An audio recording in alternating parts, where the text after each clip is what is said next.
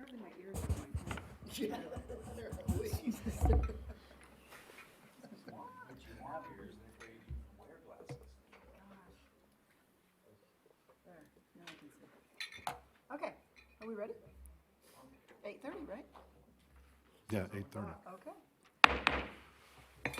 Good morning. I think we're on. Ooh, we're really on. Good morning, everybody, and welcome to the October 24th meeting of the Regional Transportation Commission. We will first start with the roll call. Bonnie Weber. Ron Smith. Here. Vaughn Hartung. Here. Neema Jordan. Here. Lee Gibson. Here. Dale Ferguson. Christina Swallow. Thank you. Have a quorum. Thank you very much. I'm looking out and who can lead us in the pledge. Who wants to lead us in the pledge? Raise your hand. Ooh, it's like we're in 5th grade. Amy, are we having Amy? Yeah. Amy Davey is going to lead us in the pledge.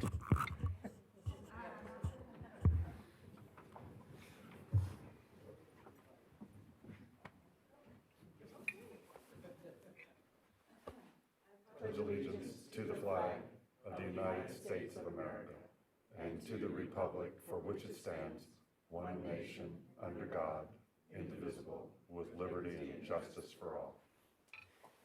Thank you. I think we had two Amy's, and caught you by surprise there on that one. I did want to say, I did want to start out with an announcement. I don't know if any of you saw it coming in, and I was making noise. You may be wondering what these are, so quick story, and I will tell this during the month of October for every public meeting, hopefully for every October going forward. So I was diagnosed with breast cancer 4 years ago, and my breast cancer was discovered after a standard mammogram came back clear. So thought everything was fine. But I had a group of people who were advocating that if you have dense breast tissue, you need to have additional screenings because oftentimes a standard mammogram won't pick it up, particularly early stage cancers. It's an organization called Each One Tell One. So because of that organization, I went and had additional screenings and had a whole breast ultrasound. I had cancer. 4 years later, surgeries, radiation, all that, I'm cancer-free, so I'm very happy to announce that. But 2 weeks ago, I participated in a fitness program called Breast Cancer to Bikini, and it's a 6-month fitness and nutrition program that was grueling, to say the least. But at the end of it, it was 20 breast cancer survivors that all trained together. It was pretty incredible. And at the end of it, you get up on a stage and you do a fitness competition in a really teeny tiny bikini.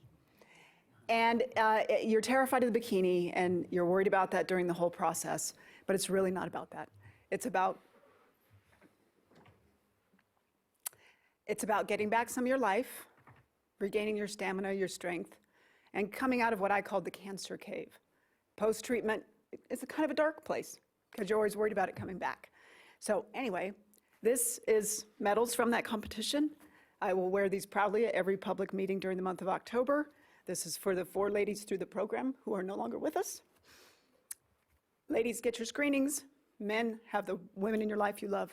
Please get your screenings.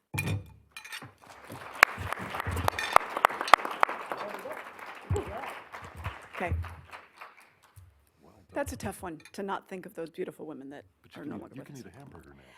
I can now eat something other than salmon and brown rice. It's a beautiful day.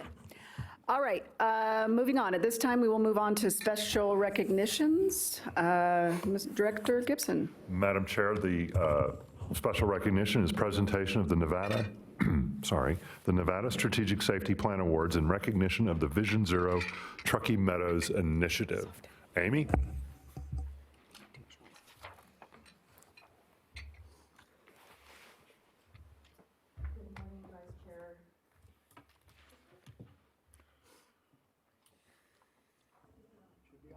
Okay, we got it.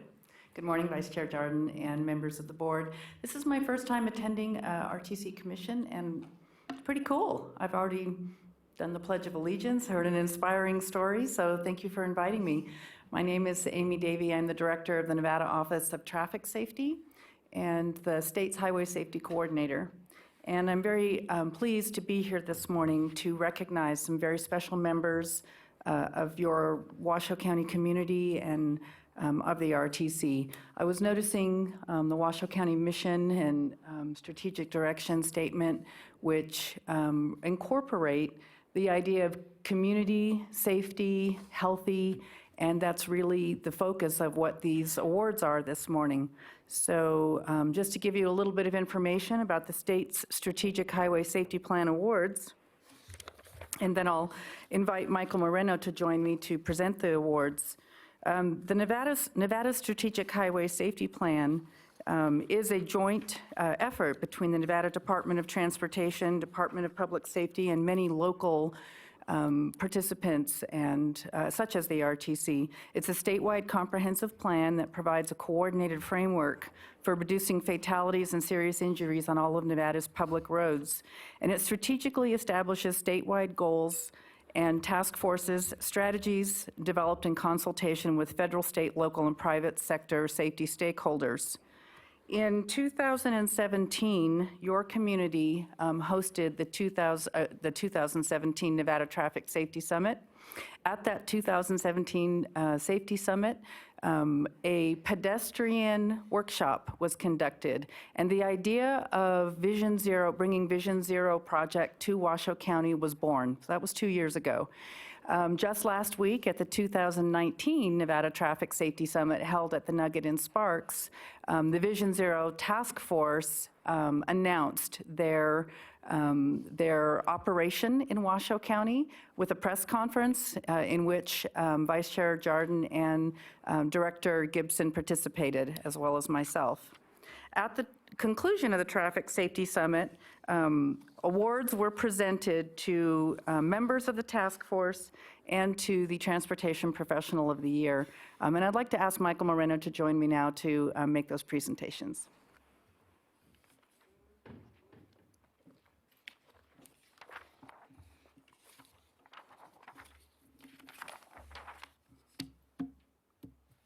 You want to say that, or do you want me to say it? I want you to say. You want me to say it? All right, so the Project of the Year award was awarded to the Vision Zero Truckee Meadows project. They got their start, as I said, at the 2017 Nevada Traffic Safety Summit, and they've made great strides in the past 2 years. We want to recognize all their accomplishments, their dedication, and their commitment. This year, the task force has drafted the Vision Zero Action Plan, created a Vision Zero Truckee Meadows website, implemented the Don't Kill a Dream campaign, and they submitted to the national organization to become a Vision Zero community. And I just want to give you just a brief description of Vision Zero. It's not a slogan. It's really a system of approaches proven to make our roads safer for all road users, which is an important thing in Washoe County. Statistics show that you're having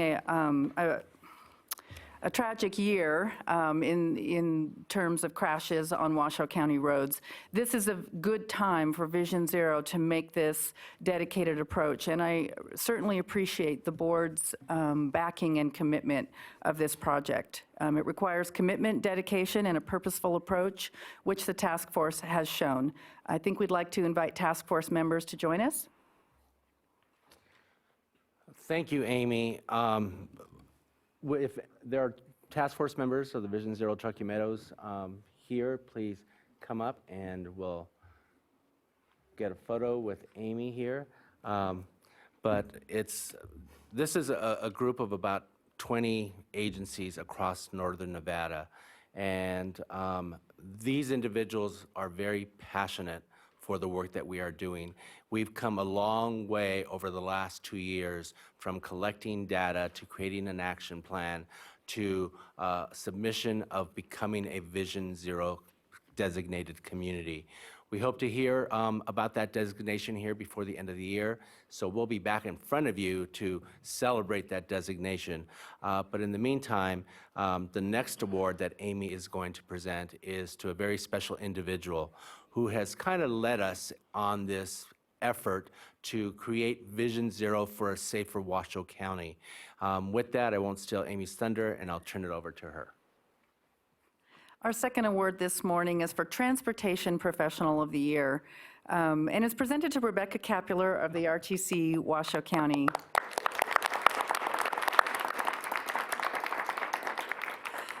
Rebecca has worked tirelessly, well, I don't know, maybe you were tired at times, to ensure the success of the Vision Zero Truckee Meadows Task Force. She united several organizations and entities together to work towards one goal of zero fatalities within Washoe County, and she's been a tremendous example of a public servant, and I've really enjoyed getting to know you, Rebecca, so congratulations. Go ahead. So, thank you, Amy, and congratulations, Rebecca. I hate to put you on the spot, Rebecca, but I don't think you mind. Would you like to say a few words? Sure. Just a couple? No, I'm kidding. Sure.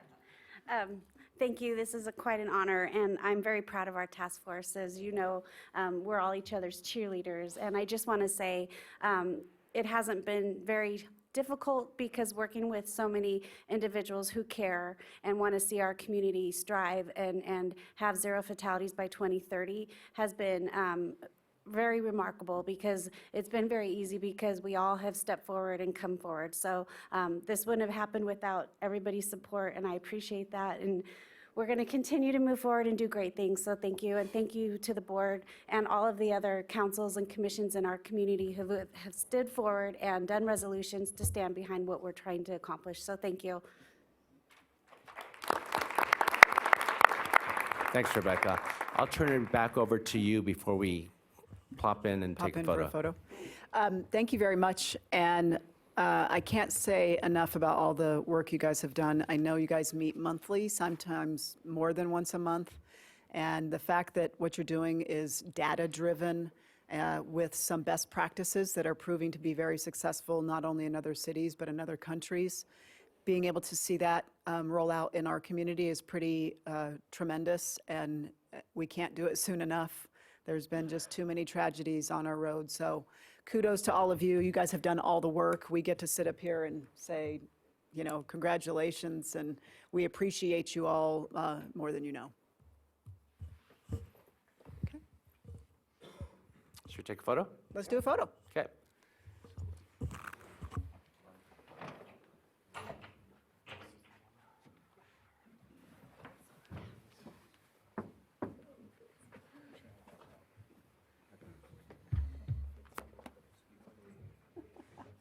Come on, Christina, get in there.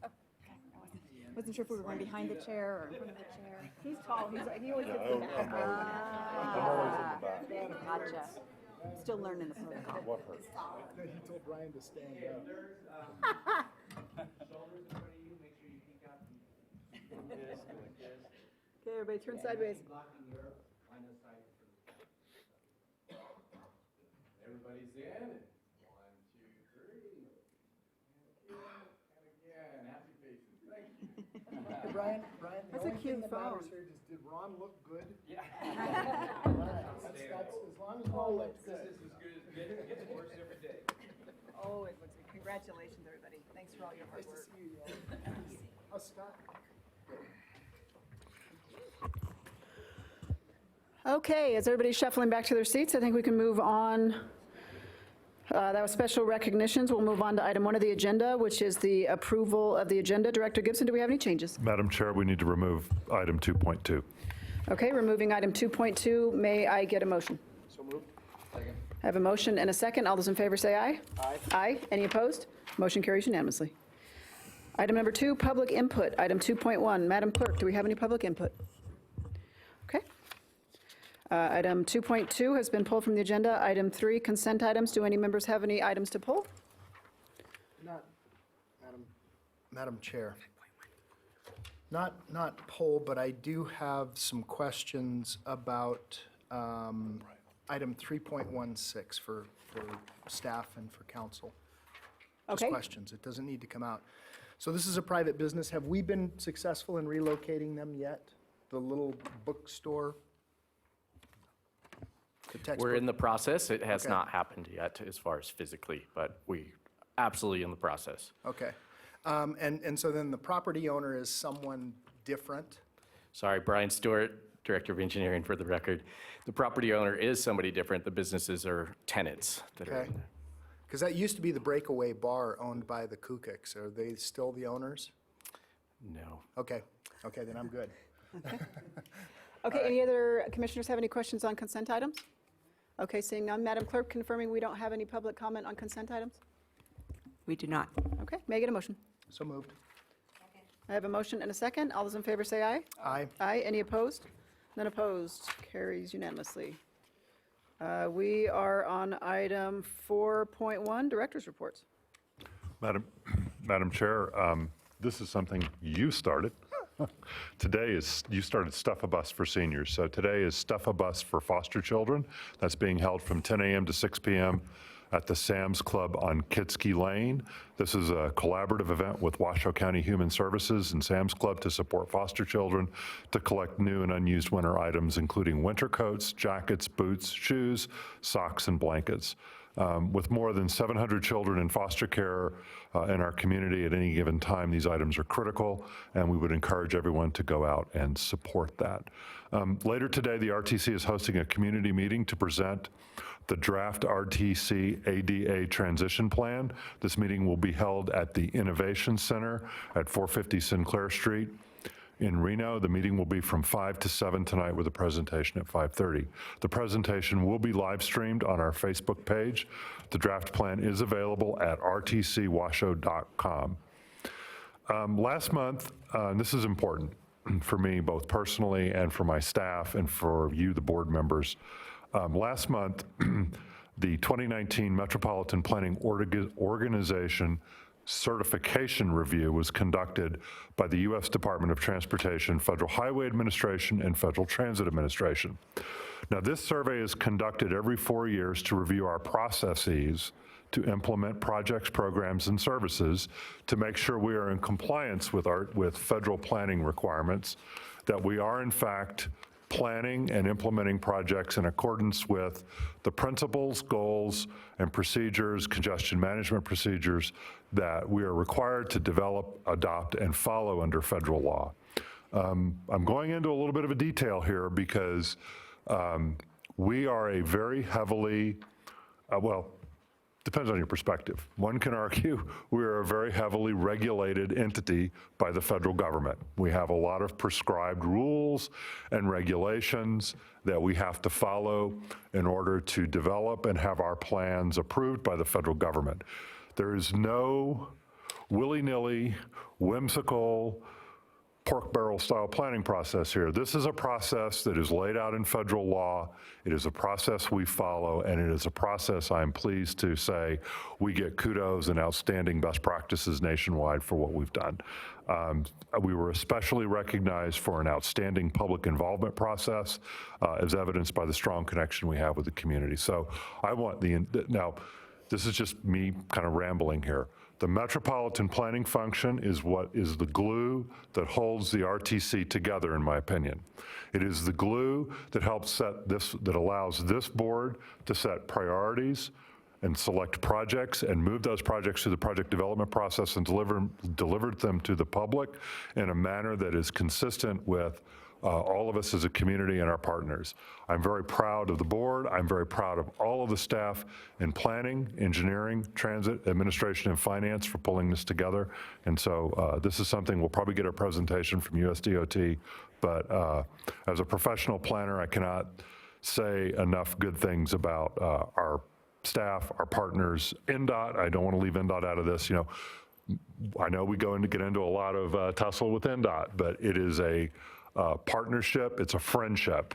And I just think we all need to be reminded periodically that that friendship and partnership is central to making our transportation system work. So I'll get off my soapbox. On Tuesday, November 5th, we are having a community meeting for the South Meadows Multimodal Transportation Study at the Zeppelin located at 1445 South Meadows Parkway in Reno. That'll be from 5 to 7. Are you ready for this? This is why we get recognized with best practices for public involvement. We had 1,069 participants in the survey and received nearly 3,000 comments from the public. At this meeting, we'll provide an update about the analysis we did and kind of where we're going with that. Just like tonight for the ADA plan, we will give a presentation at 5:30 p.m. and that'll also be live streamed on our Facebook page. The Nevadans Veterans Memorial Plaza 5th Annual Benefit Dinner will be held on the 7th of November at the Atlantis at 6 p.m. To purchase tickets, please go to nvmp.info. Ron, you want to add anything? No, it's our fifth dinner.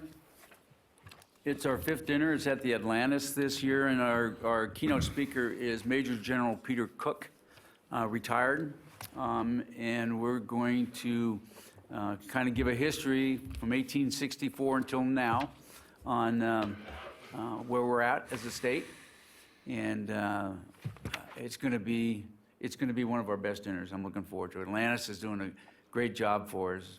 And I don't want to tell you what they've done, but I'll tell you later what they've done. So, it's very good. On November 11th, the day after my birthday, Veterans Day, we are offering free rides on RTC Transit services to everyone. It's the day before Vaughn's birthday, isn't it? No, it's a week. Vaughn and I are November babies. We are proud to honor our veterans and their families on this day with the free rides and honor their sacrifices they have given. I also will just, again, a little personal note, remember November 11th is a recognition of the truce for World War I. That's what was the impetus for it. We are launching a new transit service on November 2nd. RTC FlexRide is a curb-to-curb micro-transit service, which will be operating in Sparks. You approved this 6-month pilot project, and we're excited to bring this service to the community. To help the community learn about this new service, we are holding pop-up events with the pilot service area to teach people how to use the app and schedule their ride. Dates and times for the pop-up events can be found on our website, social media channels, and RTC customer service at our transit stations. We have provided you with an instructional flyer we are distributing to riders. That's right here. Also, on November 2nd, we will implement transit service to change to improve efficiency and on-time performance for all of our transit routes. A new bus book, right here, has been placed here. Mark Maloney will share highlights of the service change during his transit agenda item. For your information, we have initiated a dialogue with community partners for our human trafficking initiative. I was shocked. I was passing through an airport not too long ago, and I saw a human trafficking sign. Now, most of us think when we go into an airport, we're in an extremely secure environment. All the security you have to get through to get to your gate, you know, you tend to not, you actually, I mean, I don't know about y'all, I actually feel like I'm pretty safe. To see the human trafficking poster that I saw, to think about what that could mean, and just watching the people, even in this secure area, I thought was a very sobering event. And really, that ad I saw, I was actually in the Baltimore Washington airport, really reminds us how difficult and challenging this issue can be. Our partners, or the partners for all of this, include the Reno Tahoe Airport Authority, the Chamber, the United States TSA and Homeland Security, the Reno Police Department, Mayor Sheevy, Mayor Smith, and Assemblywoman Jill Tolles. We're developing a campaign to bring awareness to this issue in our community, and we will also implement training for our coach and paratransit operators. We'll bring an update at a future board meeting. So where'd it go? I wanted to save that. Here we go. Last week, was it last week? Yeah, last week we had the American Planning Association statewide conference. And I'm pleased to announce that Congressman Amodei, who has been our key partner throughout projects such as the Southeast Connector and for Virginia Street, was given the Distinguished Leadership Elected Official Award, recognizing his contributions to being our partner in Washington and helping us navigate through difficult federal requirements, as well as facilitating funding agreements. So I personally, I've known Mark since I think it was 95. I've known him for a long time, and I'm very pleased that he won this award. And you know, we can't say enough good things about Mark. Tomorrow is the observance of Nevada Day. RTC administrative offices will be closed. However, some of us will be at work tomorrow. All RTC transit services will operate on the regular schedule, and customer service will be open during regular business hours. So happy Nevada Day to everyone. Last but not least, I have a personal note I need to make for the record. I'm planning on retiring. You are my bosses. I believe you are the ones who need to know first. I know I've talked to most of you. I forgot the date. It's got to get the date put together, and I'll get a letter out. 2035? But anyway, so it's a very personal decision. One of them is I can afford it. A second one is I've been here, I think, I had lunch with David Jickling the other day. I think I'm the second longest serving executive director in the history of the RTC. But more importantly, we're at a junction. I think it's a good time for a leadership transition. We're starting the update of the regional transportation plan. I believe the organization is in a strong position. I'm very sad to leave. I've worked with the staff for a long time. But you know, you get to a point, I've celebrated 2 milestone birthdays in my tenure at RTC. You got to be careful about those milestone birthdays. They don't come around very often. 90 and 100? Yeah, no, yeah. I'm going to miss each and Bonnie, I'm so glad you're here today. I think you started at RTC not too long after, your first stint at RTC, not too long after I'd started here. And so, but anyway, I'll have an email out for staff either later today or tomorrow. But anyway, and so anyway, that concludes my director's report. Well, I know we will get to a place where we'll have a more formal celebration of your retirement. But I will just speak personally that I will be very sad to see you go. I think you have done a tremendous job for this organization on many fronts, whether they're here at the legislature or in DC. You have led this organization well, and I will personally miss you very much.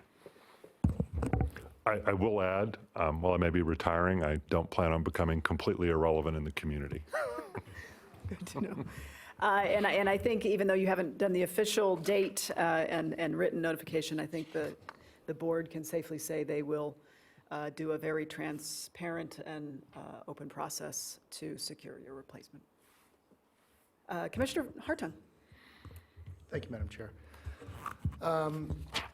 Mr. Gibson, before we get to the pleasantries, Thanks, Vaughn. well, we are on the executive report, so let's do business first, and then we'll get to the pleasantries. Lemon Valley Drive, where are we in that process? Brian, you want to come up? I think you want to give an update, and I'm going to look in the engineering report real quick. I thought there was something in there. Brian Stewart, Director of Engineering for RTC. Yeah, the Lemon Drive is, we awarded a contract with Jacobs Engineering. Dale Keller is in the audience here. He is our project manager and moving that ahead for design of the project. Okay, wonderful. Any timeline? Dale, would you? Madam Chair, I would ask that in the future, why don't we just go ahead and put Lemon Drive like we do like we did Virginia Street and other major projects. We'll just go ahead and put a standing item each month and have Mr. Keller come forward and give us an update. And I'm not going to hold you to a day. You started a day later or a week later. I'm just an approximation of time. For the record, Dale Keller, RTC Project Manager. So I'll talk in quarters and bigger pictures and maybe in seasons. So we are progressing the Lemon Drive, as Brian said. So as we get going, we're hoping to do a preliminary design and have that wrapped up and present a preliminary design with a preferred alternative for that segment 2, we're calling it, from Fleetwood around the Chickadee by next summer. Next summer. Okay, so the design, okay, so we won't have anything on the ground, just the design done by next summer. Correct. Okay. Correct, yes, sir. Okay. And we're working closely with Washoe County and the city of Reno to see what the overall mitigation strategy is for Swan Lake for that active recovery. No, I know, and my staff I know we've been actively working with you guys there's some other components that have to be dealt with, sort of, whether they're simultaneously or maybe before or close to. So that's good. That's great information. Thank you so much. Thank you. Where is Red Rock on our transportation plan? Is it within the next 4 years?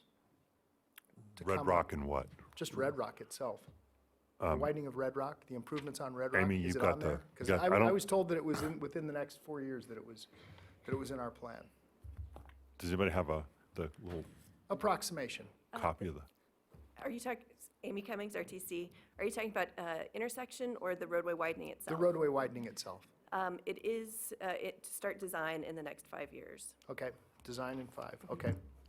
Madam Chair, I'd also like to ask, in the future, I'm giving all these directions as I get ready to retire. Let's make sure everybody has a copy of the RTP, the little mini copy at our stations, because that's the kind of stuff we can look up Good. in the Yeah, no, RTP. that's And I perfect. am so proud of our little pocket RTP. That's one of the cooler things we have. And then the final thing is, in the plan, in the long-range plan, is there any plan at all to extend Silver Knolls Boulevard up across and back to the backside?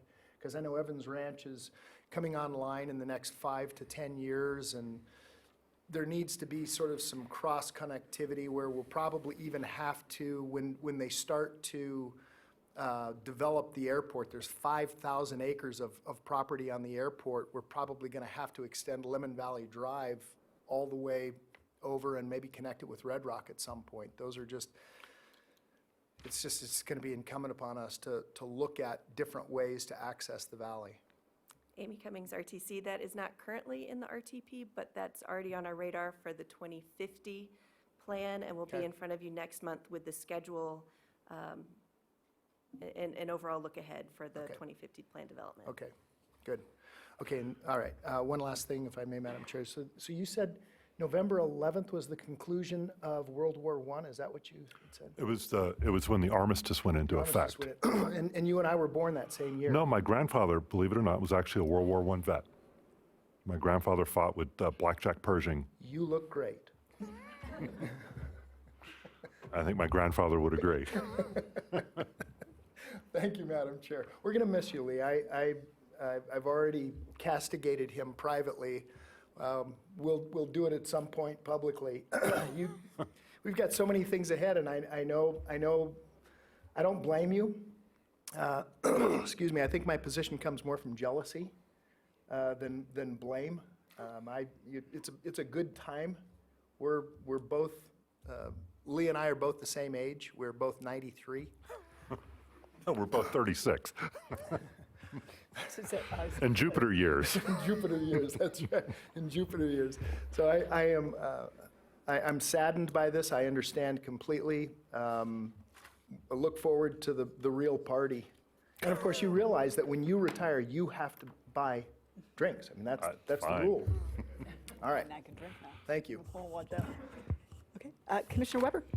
Thank you so much. I just wanted to say, well, congratulations, I guess.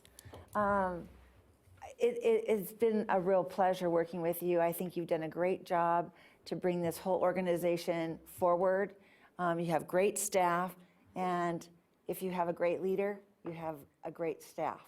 So I just want to say thank you to you and to your staff, because everybody's been doing a great job, and appreciate the fact that you get to go and do something that you want to do with your life now.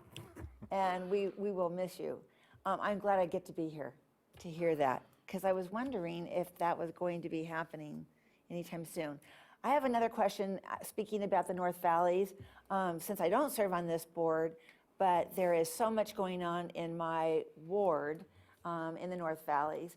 I'm wondering if there's any way that we could put something together for the next 10 years, because right now in the North Valleys, traffic is so horrendous, and people are calling me all the time because we now have some things that are going to be happening on 395 North with the expansion. People can't get out of their streets to get to work, to get to the grocery store. I came home from the airport the other day in the evening, and roads are closed. And then I took another road, and it was closed to get to my house. And then I had to go around and get on the freeway to go on to. It's just really difficult. And I know we have a lot going on out there. So I think between, widening North Virginia, doing that part of it. That's the only access when 395 starts to do their widening. We have some, we just need to be talking together and have a plan. And so that my constituents and the North Valley Commission District 5, these people have to know how we're going to get out of the valley. So I don't know if that's something that I should be saying now or later, but since you were talking about it. I was going to bring it up under NDOT. Okay, thank you. Thank you, thank you. Madam Chair, since I'm going to retire, I get to say what I want to say. Good. I want to compliment you for putting that working group together, you and Councilman Reese. I think that's a good group. So I will totally agree. Our planning group needs to take a hard look at a lot of the issues up there and figure out ways to expedite things. But I would suggest, and I would maybe ask NDOT, the City of Reno, RTC, when we have contractors up there. One of the things, and I know a lot of the Virginia Street folks are frustrated, but one of the things that's important is traffic control during construction. And I think getting out as early as possible, especially as NDOT begins to do some of its work, we do work, getting out there and having contractors talk to the public and really work hand in hand. I got to give Dan LeBlanc credit. He's got a great way of saying no with a big smile, and he makes people feel good about it. He's got a great way, and other contractors too. All of the contracting community has really great communicators. And I think working with folks early, not just in the planning process, but as we enter the construction process, to make sure people understand traffic control is going to be critical. Because you're right, when things start happening, when the work on the freeway starts, when work on Virginia Street starts, and the barricades go up, and driveways get blocked for a day, and streets get closed for a day, things get confusing. And we've got to have, maybe more of a holistic partnership with NDOT and local governments to communicate those traffic control. And your group that you formed, I think, is perfect for that, is a perfect venue for that. So I think in the future you can see us dialoguing more with you folks on that, because that's a great group of folks. Thank you. I appreciate that. My biggest concern is my constituents and all of the folks that live in the North Valleys, because I have coffees once a month. I have, neighborhood advisory board meetings. I have the phone calling me all the time, because right now it's really horrendous. And I know we have more things going on, and we want to make growth being good, having new roads, having the expansions. We want to make it good, and I'm afraid that what it's doing is it's making people so irritated, and I want to see the bus routes do things out there in the North Valleys as well. So I just don't know when or how, but I would love to sit down with someone and be able to get that information back out to the community. We'll work on that. Okay, thank you. Okay. I think that's it. Do we have any public comment on the 4 items? No, we do not. Okay, moving on, federal report. Madam Chair, the federal report is in the backup today. One thing, I'm not going to go into a lot of detail, but the transit-oriented development, the Federal Transit Administration announced a notice of funding opportunity of $19.19 million for federal fiscal year 2019. I just want to say I believe we're working with our partner entities in Reno and Sparks about maybe putting something together. And the Federal Transit Administration is very, very pleased with the progress. Mr. LeBlanc is back there, and Angie Heffley's out back there. They're very pleased with how we're progressing through the Virginia Street construction, and they see Virginia Street and Fourth Prater as models for the nation. I think the partnership on Fourth Prater, the Lincoln Line, of course, is Reno and Sparks. Look to see, hopefully, maybe we can convince them that, we can take it to the next step. So that's something I'm excited about, and the rest of the report is fairly routine stuff. So I'll move on to Christina. Yes, here's the NDOT report. All right, it's good to be here again. So I have a few slides, and then I actually have some just reporting back that's not on a slide. So first, I just wanted, as I've been doing, start with the safety report.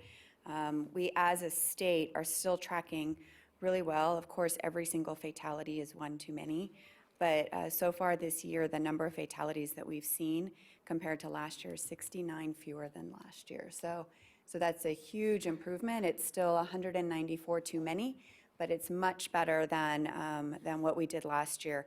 As you can see, we've also seen pedestrian fatalities go down across the state. I know that is not the case here in Washoe County, and I know that there's a lot of discussion and conversation about how to address that up here locally. But overall across the state, they are also down, as are, and I think this is really good news, the unrestrained occupant fatalities. And I'm hoping that's a sign of people hearing the message and actually starting to wear their seatbelts and not just kind of a luck of who crashed. I'm really hoping that people are starting to hear, because seatbelt usage is a primary way that we can save lives. And so that's a really positive sign to see that those fatalities down by 50%. As one of the things that we do at NDOT, and of course the RTC participates, all of us participate in Joining Forces campaigns. We do more than one a month of these, so 16 throughout the year. There are 2 coming up. They tend to coincide with holidays, but not always. There are 2 coming up in the next month. October 18th through November 4th will be a focus on impaired driving. And November 18th through December 2nd will be a Click It or Ticket campaign. So we can watch for those coming up. And just as a reminder for all of us that we share a responsibility. It's not just the roads we drive on. It's those of us who are driving on the roads that we share a responsibility in keeping them safe. So you've heard a lot about the avalanche avalanche station situation on Mount Rose in the news lately, so I thought I would address it. Since 1992, Mount Rose has been protected by our remote-controlled avalanche detonation system. It's hosted near the Mount Rose Highway Summit. And so basically what happens is when the snow level builds, we will stop traffic away from the potential slide area, remotely detonate propane and oxygen, which will send shock waves through the snow in the air to trigger an avalanche that we can clear in a safe manner without risk to the driving public. We use it roughly 20 to 30 times per season, but as I mentioned, we've been doing this since 1992, so the system is aging. It is reaching its useful service life. And so we're actively working to design a new avalanche control building and system so that we can continue to do so in the future. We've had the manufacturer and a contractor out there to verify that the system is safe, but we also require, permits, because that's not all that we're operating in the U.S. Forest Service. So we're working with our partners to ensure that we will be able to continue to operate it while we design the next system. In the meantime, should we not be able to operate it throughout the season, or if it doesn't perform as we need, we are working on a backup system to clear avalanches as needed. And we have, I believe, partnered with Mount Rose ski area in the past, and so we will continue to work to find ways to resolve that. But as you hear often, I mentioned it last month, with limited resources, it's hard to keep everything up at the same level that it once was, especially as things age. We all age, not just Vaughn and Lee. So I'm sure. And one other just update on that, as you know, we are getting some new equipment up on the Mount Rose Highway. And this winter and next winter, we should be able to replace some of our snowplows and blowers. So we're excited about that, just to have the new equipment. We've been eking out everything we can out of some of our older equipment, and it'll be good to have equipment that isn't 17 years old. So that's a couple more updates on Mount Rose. I-580 exit number changes. Several months ago, you may recall, I notified that we would be updating these. It's per federal requirements that we sign and post interstates as interstates. And previously, 580 was posted with its old 395 numbers, so we have to go through. The mileage did change slightly, so exit numbers will be changing as we do this. So far, we've done I-580 through Carson City. But we're looking at doing the Washoe Valley in the next coming months, and then we'll be in Reno early next year. So just an update on the progress of that. We, of course, are communicating with all of the emergency responders, the local businesses, the schools, the chambers, so that everybody knows what's coming. It's important because, sometimes people post billboards and it's an exit at number, and I've learned it wasn't something that I'm used to, but we refer to the exits by their numbers. So we're trying to make sure everybody understands that we're making the changes and has lots of awareness in advance of the changes that we're making. And again, it's a federal requirement, so. All right, and then, thank you, but before I say actual thank you, I wanted to provide just a report back on some of the items that were mentioned and asked about last month. And some of these have been mentioned in the past, and we've reported back via email at times, but I just wanted to cover them for everybody, because oftentimes I respond to the one commissioner or council member who asked, but not to the entire board. So I thought I would provide a response to everyone. So regarding the mid-block crossings on Pyramid, our team is actually currently developing a pedestrian crossing matrix to guide our decisions on pedestrian crossings overall and ensure that there's more consistency in when we install them and how we install them. That particular matrix and guideline we anticipate to be completed by the end of the year. At that point, we will be taking a look at the mid-block crossings that come up, including the one at Holman, but there's others that have been brought up at these meetings. So we'll be able to use that pedestrian guideline matrix to ensure some consistency across. And if a different treatment is warranted, then we'll work with the RTC to figure out how to fund it, and the local agencies to figure out how to fund it and when we can construct it or change it. I will mention that Holman, in 2016, we did a warrant study on Holman, and it did not meet warrants for an or for a full signal, but there may be something that we could do once we have the guideline completed. At Pyramid and Calle de la Plata, the question has come up multiple times about the advanced signal warning flashers. I believe they are on steady flash, right?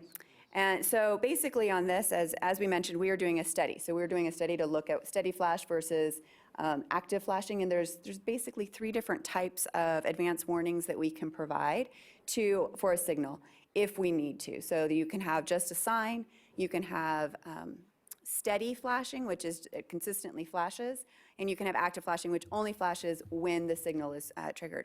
So at the beginning of, or actually in September, we were completing a study on it in September. We sent it out to all the local agencies, our recommended guidelines for comments and feedback. We received their comments and feedback early October, and we anticipate that we will be able to complete the study later this month. The outcome of the study is that we will be using all 3 versions, but using them as appropriate for the conditions around the signal or around the actual traffic signal. So we anticipate once the guideline is done, we will start working and doing a public outreach program as well as working with the local agencies to give them a heads up about where we may be changing the signal, advanced warning signal system. If we might be reducing it down to just passive, or if we do steady, or if we're going to do an active system. But we'll be working on a communication for that before we actually make any changes, which we anticipate might occur in September, summer or fall of next year. So study is almost complete. It's been routed to the agencies, gotten feedback. The next step is to start working on notification of what changes may occur as a result of the study. I-580 exit 61 at the in and out. We are working on a warrant study for that. We anticipate will be completed first quarter of next year. Depending on the outcome, we'll be working with the City of Reno and the RTC should a signal be warranted to figure out how to fund it and how to bring it forward into the tip and what schedule we'll be able to do it, depending on the outcome, of course, but we are working on a warrant study for that. And I should say exit 61, but that exit number might change. So, and then the last one. Well, that's what. I had to chuckle because I prefer the names of the streets, so I But would, it's Virginia, and there's 4 Virginias. correct. So. Well, it's the Virginia In-N-Out Burger. Yeah, okay. Yeah, the pink Scolari. And the last question that I recall from last month that I needed to get back to everybody on was the roundabout at Veterans in 341. There was a question and concern about the residential growth that's occurring out there. So that particular roundabout, there's actually a project that is in our out years. So as we move forward and get closer to bringing that in, we'll be working with the RTC and the county and the city to make sure that whatever design happens at that place is appropriate for the conditions and the growth at the time. So that one's further out. It's one of, I feel like a broken record a little bit, but it's one of those challenges, and the RTC knows it as well. There's never enough resources to do everything that we want to do all at once. And so it's a matter of staging and figuring out where the top priorities are based on the information we have at the time. So working on all of those issues, and hopefully that addresses your questions. And if there are more, we'll keep working on them, so.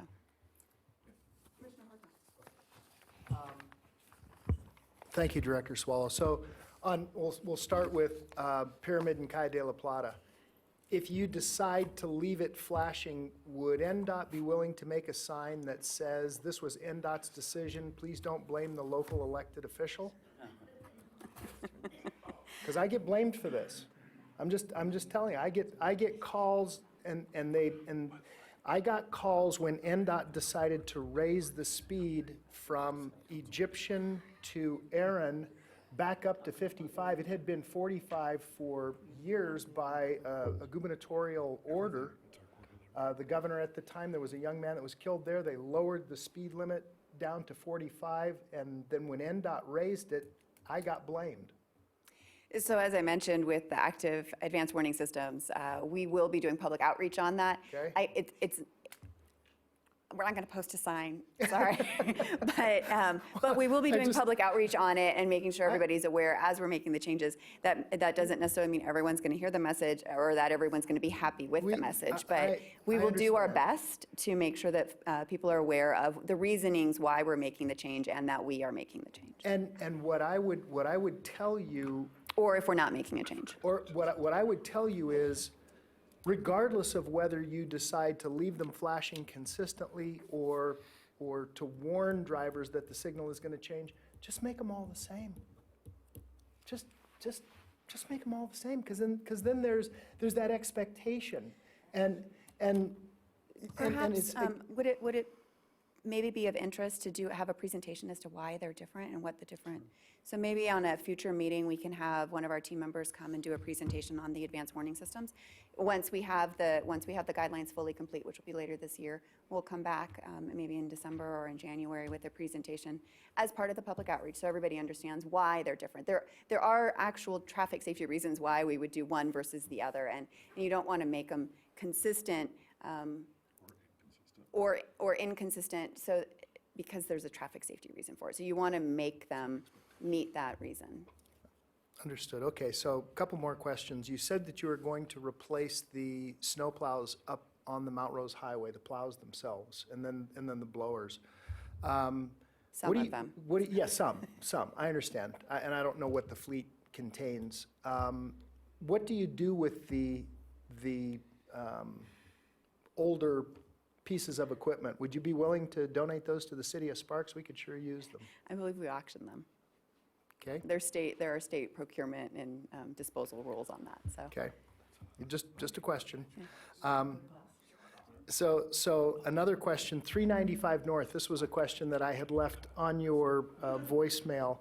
There's a lot of planned development in the North Valleys. And 395 North is a choke point. It doesn't matter whether roads are widened. In fact, I've argued this for a long time.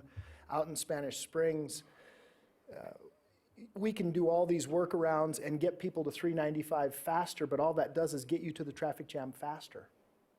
So what's the plan on 395 North to widen that? I know that it's predicated on the Spaghetti Bowl Express project, and I totally get that, but where is that in this thought process? People ask all the time about this. I believe we had a presentation on 395 North at the last meeting or the meeting before, and I know you missed one of those. So 395, we are working on the full plans on that. We will be going from McCarran to Golden, and the construction on it will start after Spaghetti Bowl Phase 1. We are working on the Parr Bridge, trying to deliver the improvements to it sooner than that. If you'd like, we can, of course, schedule another presentation on that in the coming months as it gets a little further advanced. But it is, we are working on the design. We are planning on delivering the project. It'll just be after the Spaghetti Bowl Phase 1. And with all due respect, Golden's not far enough. I mean, it really needs to get to Stead. Stead is a major area of industrial complexes, and Funding, et cetera. and I fully understand that. We just have funding limitations on trying to deliver all of the projects that we need. And so we're going as far as we can, and then that'll be the second phase of that project. Okay. Thank you, Madam Chair. Okay. Any other commissioners have any questions at this time? I know we'll be getting an update on the Spaghetti Bowl as a separate item. I'll have some questions and comments. Actually, one of the questions I have, I know you guys did or are doing a study on North McCarran. Remind me when that's going to be complete? I don't know. I'll get it for you. That's fair. That's fair. I just know that all of these pieces kind of fit together, the North Virginia, the North McCarran, as it relates to the Spaghetti Bowl, which relates to the North Valleys and the 395. So I'm just trying to get an understanding of. I'll get you a timeline on the McCarran study. Thank you. Commissioner Weber. Thank you so much. One of the things that I'm really concerned about with the North Valleys part, and I think we've talked about it, I don't know if it was talked about when we had the presentation a couple of months ago, but I've been in the update, and they're going to take down Parr Boulevard, the bridge at Parr is one of the first things that they're going to be doing sooner than later. And when they do that, it's really scary to me because people have to use North Virginia and more than likely to get out of the valley. So, and I think it would be best for me to say to you on the record is that if they're going to do that, it's going to be, I think it was a 48-hour process. They're going to take the bridge down.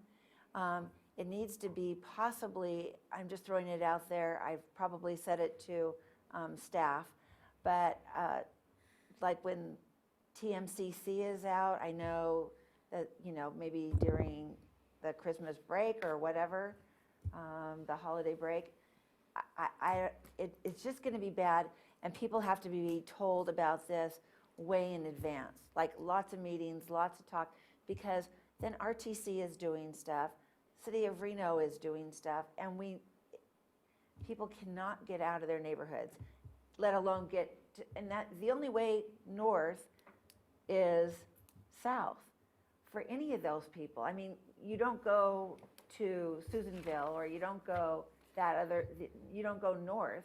We're all going south. So to take all these people out of there is going to be difficult. Thank you for your comments on that. So as I mentioned, we are working to expedite the replacement of the Parr Bridge. Right. We are looking to try to do that during the summertime. Okay. And of course, we'll work to schedule our, as much as we can to avoid peak traffic during the time that we're working on it. I don't have, because we are expediting it, I don't have a current status of what that's going to look like because it's still 7 months out. But we are going to be working to aim to do it at a lower traffic time. Good. But the challenge is there's never a good time to replace a bridge. And so we'll do it with as least impact as we can.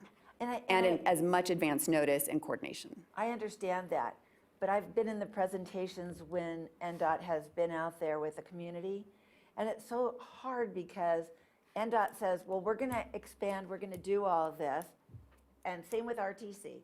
We're going to make the roads bigger. Everybody wants that. They want it widened. And then they complain about, well, how are we going to get out of here? And I'm finding that happening now when we have so much going on, and it's. I think that those might be some really good things and conversations to have as the RTC works on their RTP, on their next long-range perfect. plan. Okay. Just the Just overall. wanted to say it. Overall travel through and to and from and through the North Valleys that are probably really good discussions to have as the RTP Thank you. advances. Thank you. Okay, Commissioner Hartung and then Director Gibson. Thank you, Madam Chair. I wanted to keep this alive, Director Swallow, and I know that money is tight, but again, we have huge amounts of growth in all the valleys. In Spanish Springs, that point from, we'll just call it Egyptian, to just past Alamosa on the Pyramid Highway, which is a 2-lane section. And by the way, I want to commend NDOT for doing the acceleration lane coming off of the Hall Road. That has made that section of the road dramatically safer for drivers coming south and those trucks trying to get on to the road, it's just such a great improvement. Thank you so much. But we really do need to get a plan at some point to widen that section of the road because it's a highly, highly traveled road. There is no other way to get to all of those North Valleys, whether you're talking about Palomino, the Winnemucca Ranch area. They have to use Pyramid Highway. That's the one single access point, and there's a lot of growth and a lot of development. If you go out there today and then go out there in another 6 months, you'll see exactly what I'm talking about. I mean, they're as fast as they can put them up. I appreciate the feedback and keeping these on my radar. As we work through our One Nevada plan, we are really going to be looking at using data to identify what the top priorities across the state are. And of course, the RTC is going to be working on their RTP. And so I think those combined will really help us to figure out how we best allocate the limited resources that both of the agencies have to ensure the best outcomes with what we have. No, but please know that commendation is necessary for that acceleration. And I'll lane. pass It's that just on to the team. But one other thing, there was, I don't know whether it's still there was a sign on the Pyramid Highway, no engine brake, BREAK. Okay.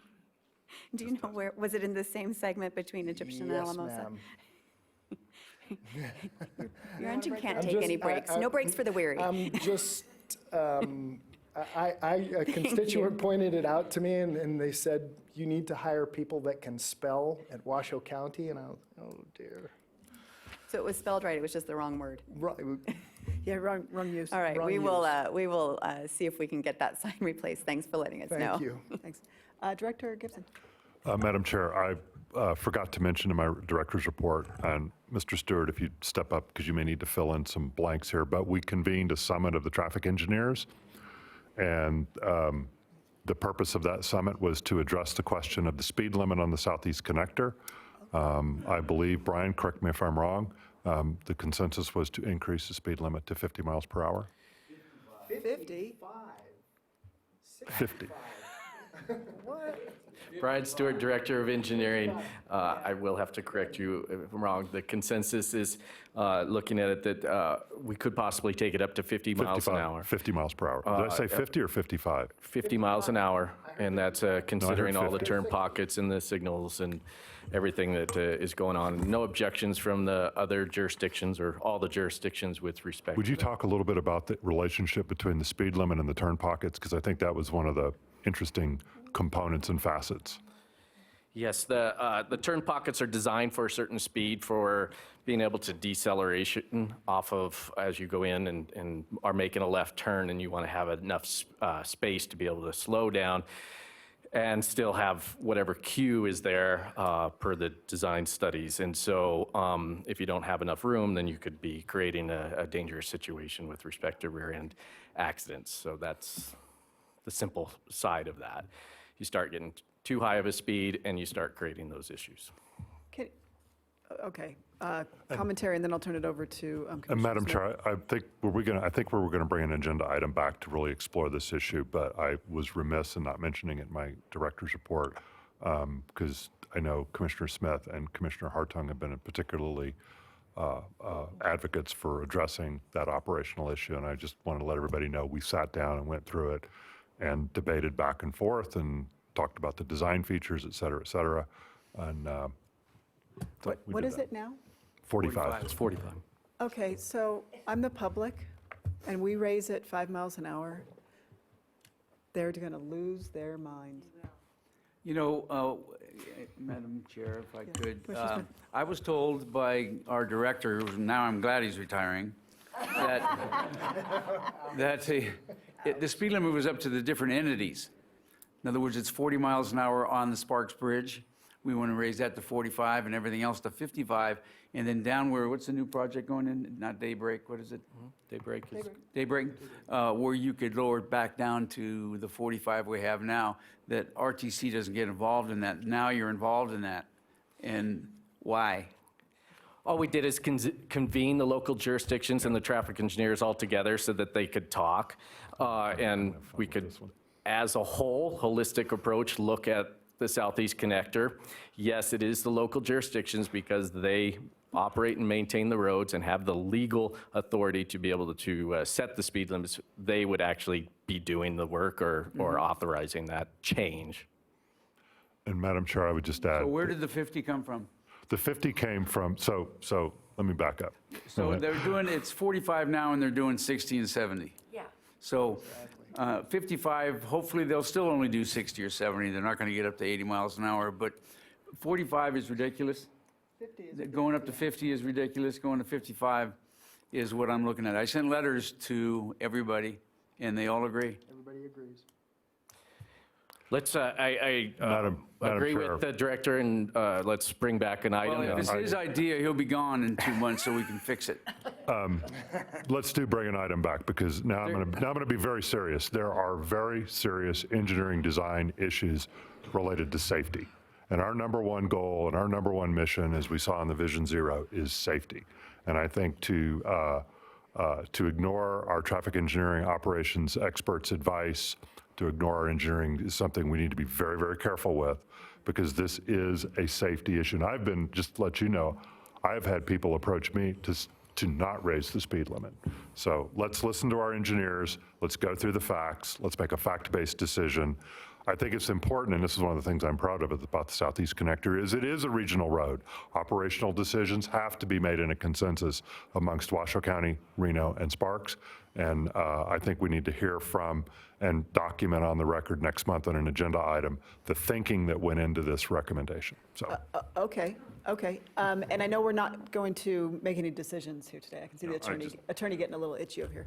Well- But my thing is, when we talk about the standards and the criterias, and I get the box in which the engineers all operate from, what about the 85th percentile of the average speed? I mean, that seems to be the predictor of setting a speed limit, which makes you raise the speed limit in areas.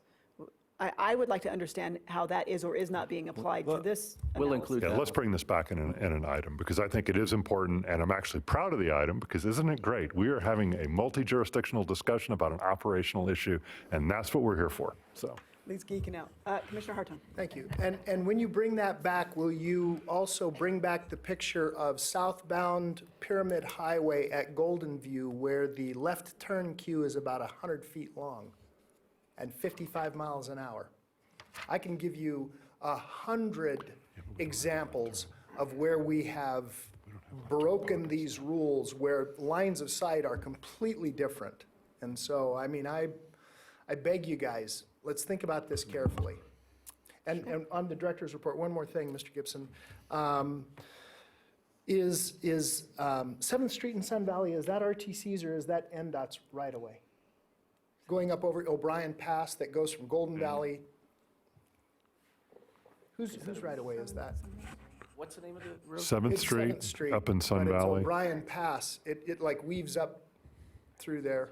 I think it's RTC. Is it RTC? I mean, We watch think it. it is a On the regional road, backside but of we're the just going from CMCC. memory and I think it's RTC's also, but I'm not sure. I mean, That's- Washoe County. in Washoe County. We don't Yeah. own roads, except for the Southeast Connector at the moment. But my question is it would be really great to bring something back. That is now that we have more, the high school is there, we've got another middle school, there's a lot of new development up there in that canyon. It really does need to be looked at in terms of just some improvements. Sounds like another candidate for our RTP Yes. update for sure. Wonderful. Thank you. Thank you, Mr. Director. Okay. That was fun. Yeah. I do have a question of legal. If I have a question on a consent item, not suggesting a change in a vote, do we have to reopen it for any kind of question to be asked or answered, or can I just ask it? Yes, I will do that. He said, ask it during member items. That's helpful. Okay. All right, we have the NDOT report. Now we're moving on to item 5.1, acknowledge receipt of the report on the RTC ride service expansion discussion. Madam Chair, this was an item that was held over from last month because I believe Commissioner Smith was not here. And I know this is near and dear to his heart some of the time, or I'm sorry, Commissioner Hartung wasn't here. I know there's some issues in here that are near and dear to Commissioner Hartung's heart. And we'll now have Mark go ahead and give his presentation. So Mark? Thank you. Chair, Commissioners, Mark Maloney, Director of Public Transportation. And we are bringing in an item to talk about expansion and the possibilities of expansions with the fixed route ride system or any of our transit options. One of our main ways we kind of look at the area is that geographically we look at what's called our Residential Transit Orientation Index, or RTOI. This is basically a geographical look at our return on investment, where our most dollars spent would get the most return of ridership. And we kind of look at it under productivity. And productivity, we look at passengers per vehicle service hour, which is kind of the standard across the transit agencies of the nation. And we call that our productivity. And within the colors, we look at like a great investment in fixed route is anything that's over 30 passengers per vehicle service hour. The light blue and the dark blue will get us that type of productivity and be basically home runs for us. The yellow will get us somewhere over 20 usually. Those are really on the area of either it can be good enough or we have to continue work and try to get it to stay in that kind of productivity level. And then anything that is in this, the light green actually comes out to being very, very light green, or no color at all is basically something that'll fall under that 20 passenger vehicle service hours, something we kind of stay away from in a traditional fixed route sense. And on this, you can kind of see the map, how these colors fall. The red lines are our current services and how we service pretty well all of our very high potential ridership, also pretty good in the mediums area. And what kind of brings this through is these items on the left that kind of give you, what makes up our transit ridership or high potential for transit ridership. And it's population and poverty, 0 vehicle households, young and old, and then density. So population density, so multifamily homes instead of single family homes, that type of stuff. So service expansion is very common for us in requests. We get quite a few of them because we've spread out so much, we've grown so much. We've kind of keep track of, this is just a snapshot of the last 6 months. And these are kind of the highlights of the areas, and we kind of then rank them and see how they would do on the return investment side of things. And we see that Stead, Lemon Valley, and the Mobile areas are 2 areas that have some pretty good potential. They have some density. They have some less car ownership items on those. The Stead, Lemon Valley is actually our second phase of our Flex Ride or microtransit demonstration, which if everything goes well with the first one, we're looking at a springtime to implement that in that area to handle that. We do not have any plans currently for Mogul. And again, the rest kind of fall below those areas of really our interest on knowing that it's going to do really well on a fixed route side.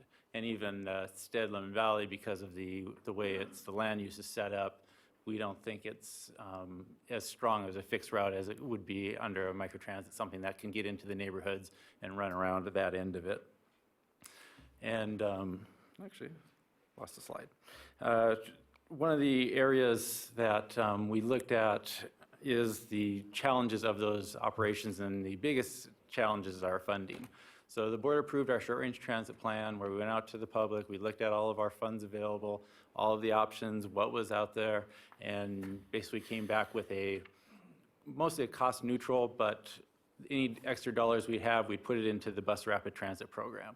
So with that, since the implementation of the SRTP, every service change, we've been kind of ticking off and trying to make our steps towards that. So as you know, we've started the Lincoln Line. We're in construction on the Rapid up on Virginia, and we'll be implementing that hopefully in the next year and a couple months.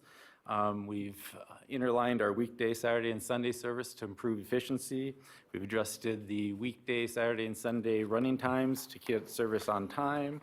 And then as our executive director pointed out, this service change November 2nd, a week from Saturday, we're going to be implementing our first Flex Ride or microtransit in the downtown, northeast downtown Sparks area. And also we have taken the concept with the short range transit plan of reusing some of our resources where possible and putting them into new areas. And we're doing that with our Route 9 extension. We're pulling it out of downtown and out of Meadowood Mall because there's a lot of duplication. And we're going to use that to extend it up into Sparks to meet up with Lincoln Line and then extend it south in Reno as far as Keskies goes down to the bottom roundabouts and hit those medical facilities that a lot of our customers have asked for. So that's a way of kind of moving funds around and not costing us anymore, but expanding service. We also went early. We took our Sierra Spirit, as you approved, and we moved that out of the 4th Street Station. We used those extra funds to create the UNR Downtown Midtown Direct Service, which is already in its first month of service of ridership, doing better than the Sierra Spirit did over a, 15-year period of trying to gain ridership. So it's already doing better, and I think that's going to be nice because we'll have established ridership when the Virginia line gets extended.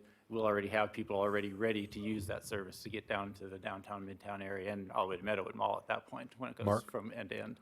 Mark, if I'd like to add one more board-approved item that's not really on there, and that is the decision made when we re-procured the contract for fixed route Keolis, that we basically took a pool of dollars and we invested them into the wages, benefits of operators, of mechanics, of road supervisors, et cetera, because we found that we were not able to compete effectively in the marketplace, and we needed to have a contractor propose, and Keolis proposed the best package to improve that condition. And we now, because of that investment, have dramatically reduced our missed trips and are actually seeing improvements in ridership because of that.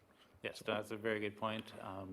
Obviously, we now provide all the service we tell the customer we're going to provide, but it did cost quite a lot of dollars on that, which has increased our funding. It's about a 30% increase it took out of our budget. So there's a big cut on that one.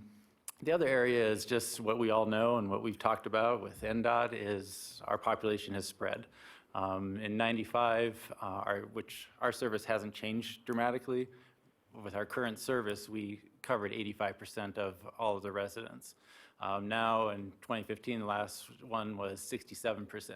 And that's without changing our operation, which just means there's been a lot of growth, single-family home growth, and really car-oriented growth, and no real funding to go with a expansion package to go out to these areas. The one little good thing here was if you look at the within a half mile of transit of 95 to 2015, we actually went up about 50,000. So there's some infill happening, which is very encouraging. It's not a huge number. Obviously, a lot of people have moved out of our area, but still there's a good chunk of people that have had some infill, which definitely helps to bring some more people to our transit system. Sorry for the confusing slide here, but we kind of looked at, the board recommended alternative one, a proposed fixed route in Spanish Springs. We took an alternative two look, which focused more on the multifamily homes, the medical, the retail and restaurant concentrated route. And then we looked third at another flex ride or a microtransit using that same concentrated route in the Spanish Springs area. And basically, you can look at the lowest price of each one, which was, as proposed, a 60-minute one-way loop. Cost us about $300,000 a year to operate. It cost us one bus, which is about $850,000. Purchasing a bus, unfortunately, takes about 18 months, and it's a 12-year commitment, which means we have to operate it for 12 years, so we really need to know that this is going to stay out there for long term. The concentrated route, where if we took a little bit more active approach and hit a little bit more service area of Spanish Springs itself, it took 2 vehicles to do a 60-minute loop, makes about $542,000 a year to operate, doubles to 2 buses, so $1.7 million, which total first year cost would be about $2.4 million versus the $1.2 million of doing the board suggested route. And then if you come down to microtransit, it would cost us 2 vehicles we're guessing would get us somewhere between a 20-30 minute window using that same area. So a vehicle would come to a requested on average about 20 to 25 minutes, taking 2 vehicles. It costs just over $500,000 a year to operate. Capital would be $280,000 using these smaller vehicles, and the vehicles are actually available. So this could be done as early as next budget cycle of some point next summer. It costs about $787 for a total first-year cost on that. Can I ask a Oh, question? please. Thank you. You kind of walked me into the question I was going to ask during member comments, but I'll ask it now. So we, in the consent agenda items, we approved the purchase of 2 electric buses to the tune of almost $2 million. Yes. So tell me why that's justified when, well, and the 2 electric Federal buses are for The Virginia? 2 electric buses on the consent item were for Virginia Street and are funded through the capital The investment CIG grant program is funding that those. we now, Of which microtransit would never be an option for that, No, those- because of the volume. no, those buses have to be dedicated to the Virginia line for the rapid project, for the Virginia Street project. And they have to be the big yeah. buses? No, we're migrating to the, so the. 40-footers. Yeah, I was going to say, the 60-foot articulated buses are coming to the end of their useful life. For a number of operational maintenance reasons, we want to transition to the electric 40-foot bus more frequently, more reliable. So the purchase of those 2 additional buses off of the state of Georgia contract really is to dedicate those vehicles and pay for those vehicles out of the CIG grant and keep them as part of that project. Additional vehicles, I think what Mark is saying today, additional vehicles for any fixed route with a 40-foot coach in Spanish Springs or anywhere else is going to have to be part of a purchase that would take up to 18 months.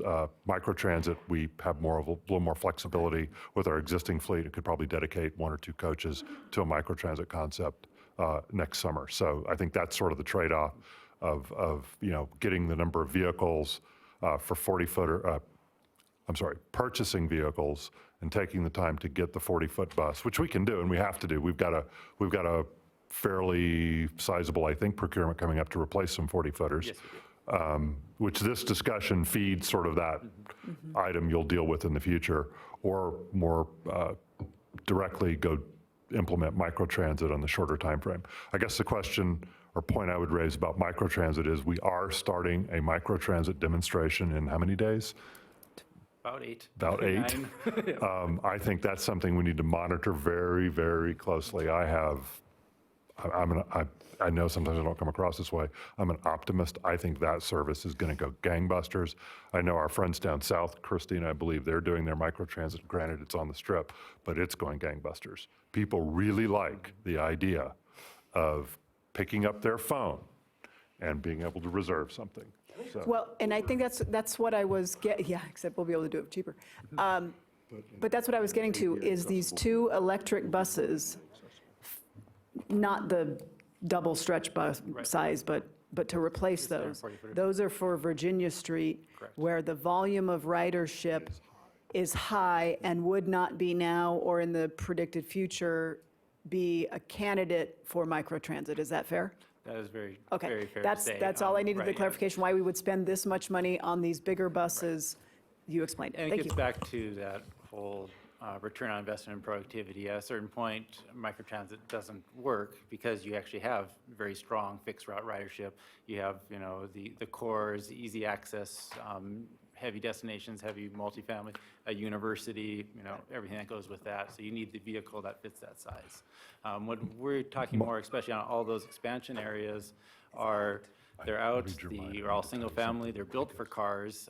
If you put a bus stop out in the middle of a street in Spanish Springs, you may be able to see it over your fence, but you have to walk down a half mile, back a half mile, and back up to it for a half mile because it's all walled in. And we can't bring a 40-foot bus through there, but we can bring a microtransit through there.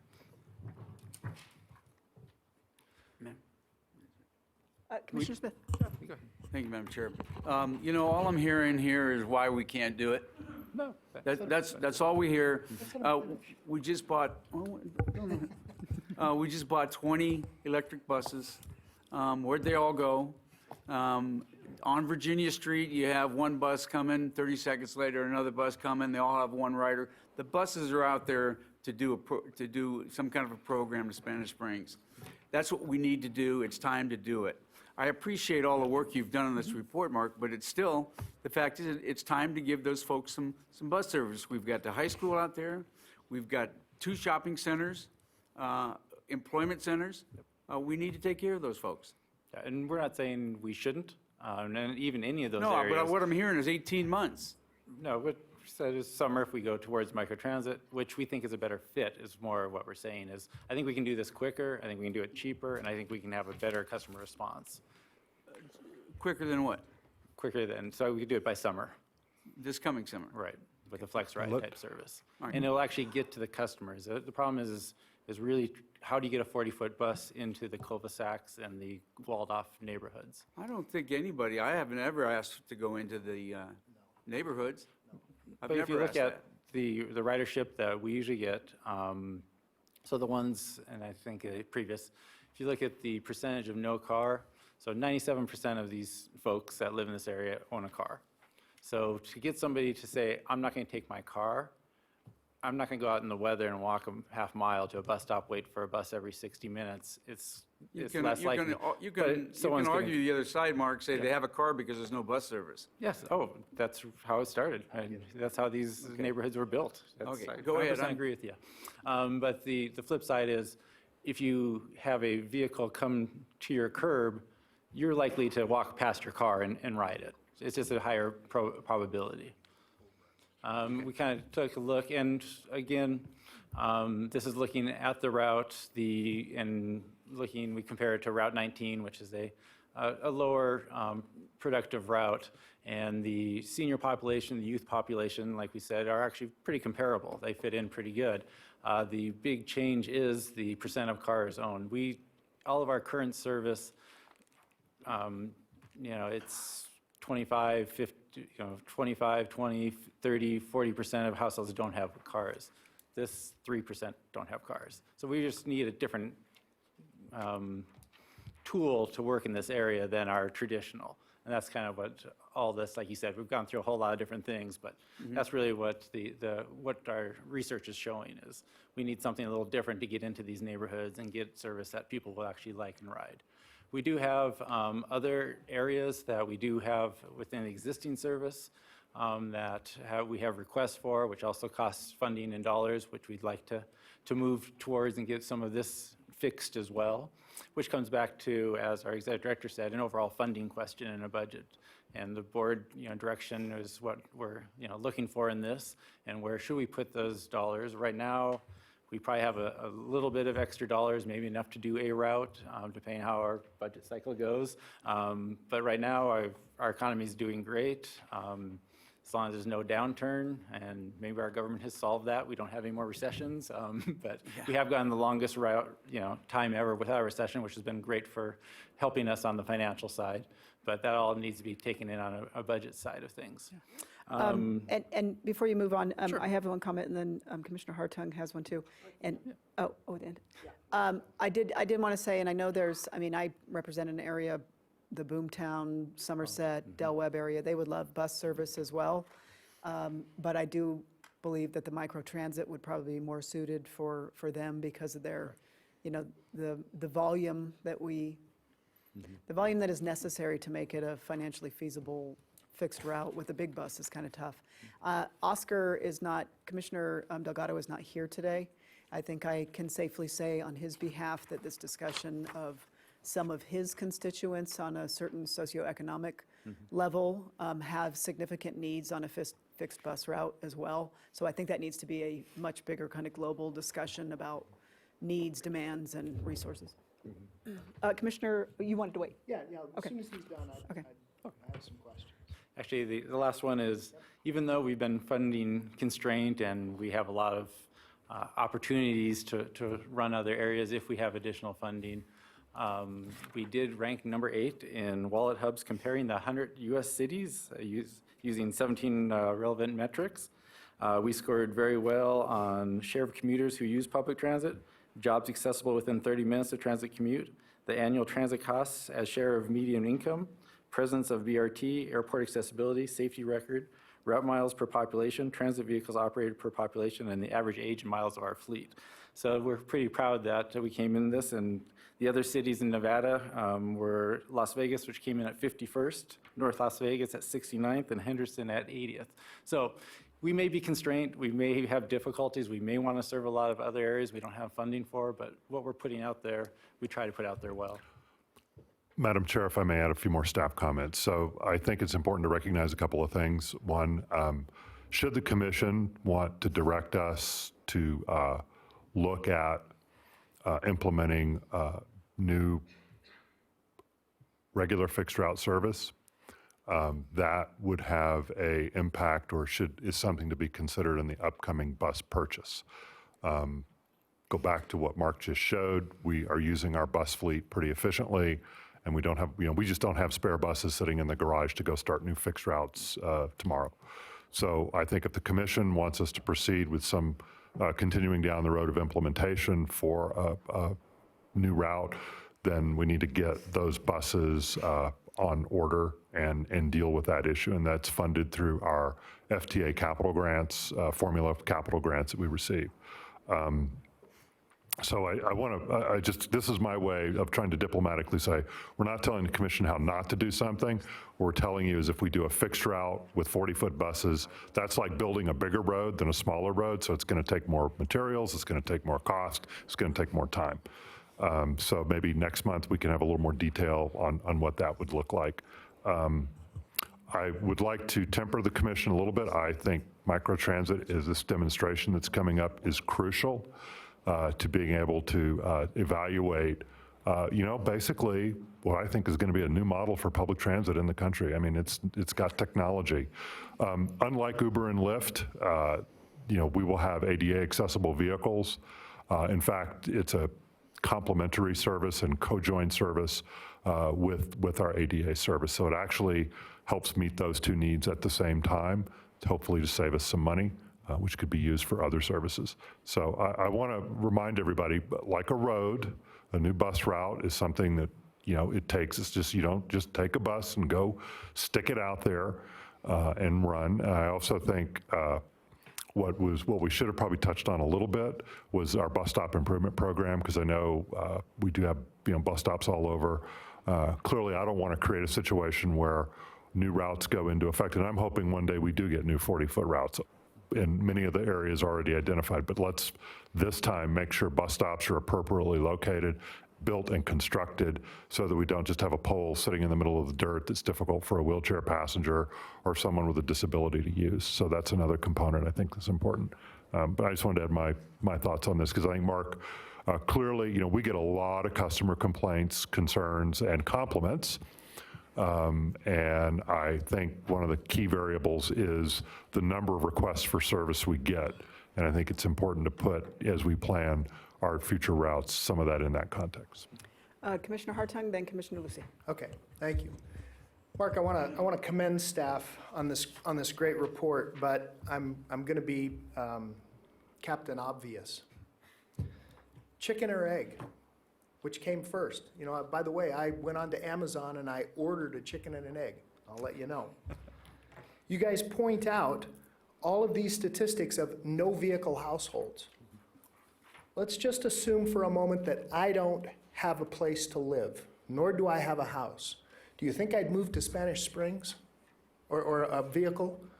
If I didn't have a place to live and I didn't have a vehicle, would I move to Spanish Springs? The answer is no. So of course you're not going to see this high percentage of no vehicle households out there. With all due respect, it's intuitively obvious to the most casual observer. Why would I move out where I live in Sky Ranch and ride my bike to town? I'm just saying. So you mention it time and time again, no vehicle households, no vehicle households. I saw it over and over and over again. If we supply the routes, you'll have more households with no vehicles. They'll move out there even though they don't have a vehicle, because there is a route. So again, it's chicken or egg. I like this idea of microtransit, I really do. The idea that I had to move past DeVita, my daughter had to utilize the DeVita service in 2008. They were begging for a fixed route to come by them in 2008, where a lot of the patients needed that service. What they had to do, I believe they moved that, Davida, I believe they moved it over to Prater Way, They built a new one. I don't know if it's in addition to or they're going to close. right? And part of that thought process was there was no bus service. They had to build someplace where there was bus service. It's a little disheartening when I look at this, and I have to agree with the mayor about, we keep coming from this place of no, I promise you, if we build it, they will come. I know that it's going to lose money initially, but after a while, more and more and more people will move to those places because there is bus service. So I don't know how many times I saw it in here, but I saw it time and time and time and time and time again of, percentage of population with no vehicles, and I get that, and this elderly population. There's a lot of people who are elderly. My folks, just recently now, have moved to town. My mom was 90, and my dad 88 at the time, excuse me. They still had a vehicle, but they should not have been driving. Yep. They lived in Phoenix. Blessedly, there were no incidents, but I think we have a lot of elderly people that do drive because there is no service available to them. So again, it's this chicken and egg kind of a scenario. I appreciate it. Thank you.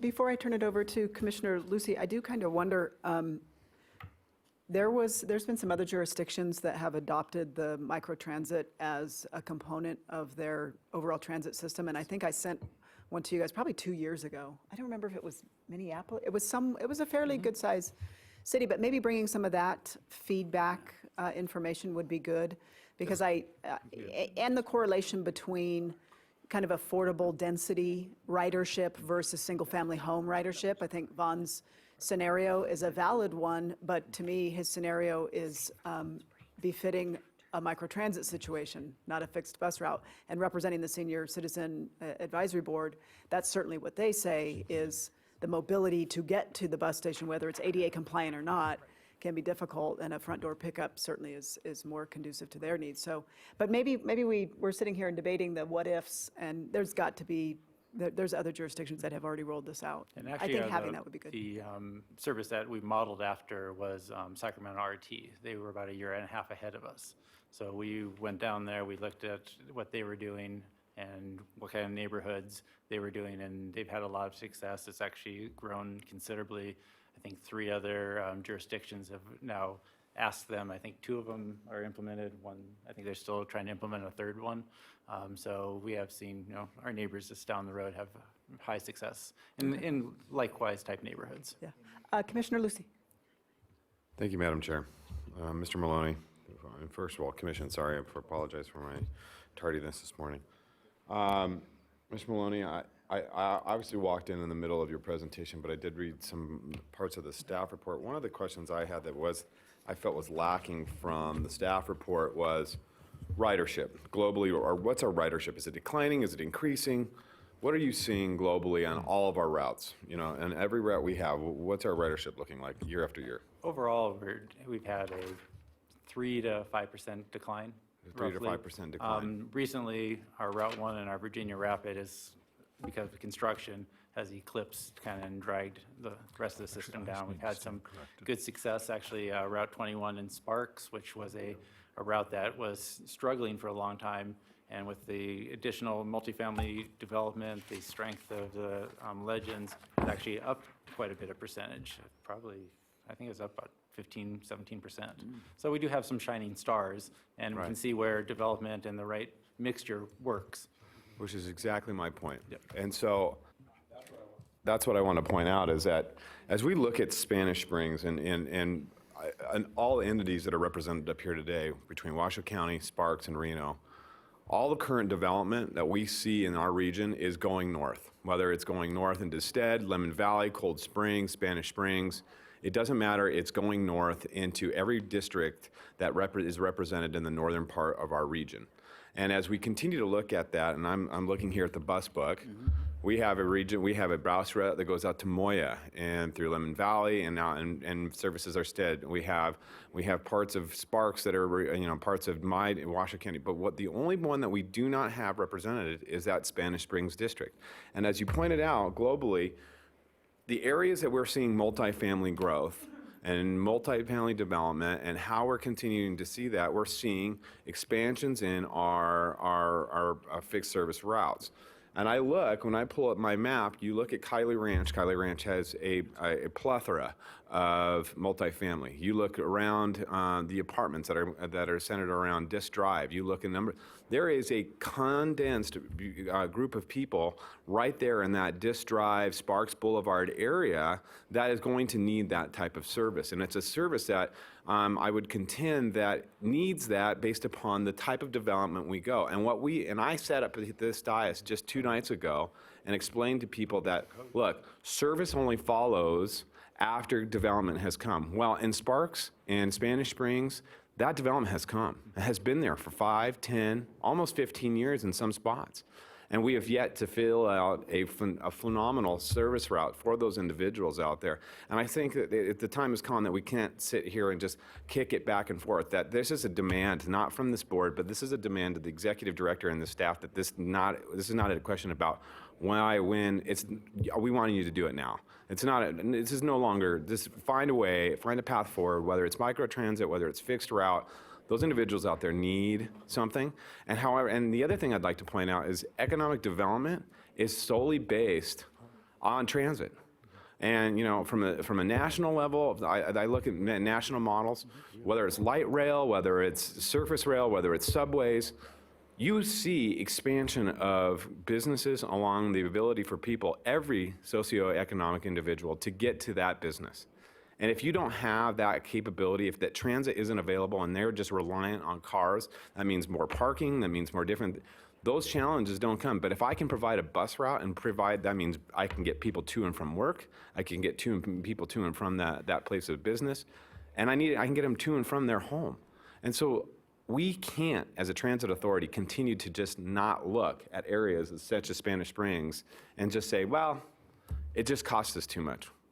That is a poor answer. It's just, we have to find a way to continue to service the entire region.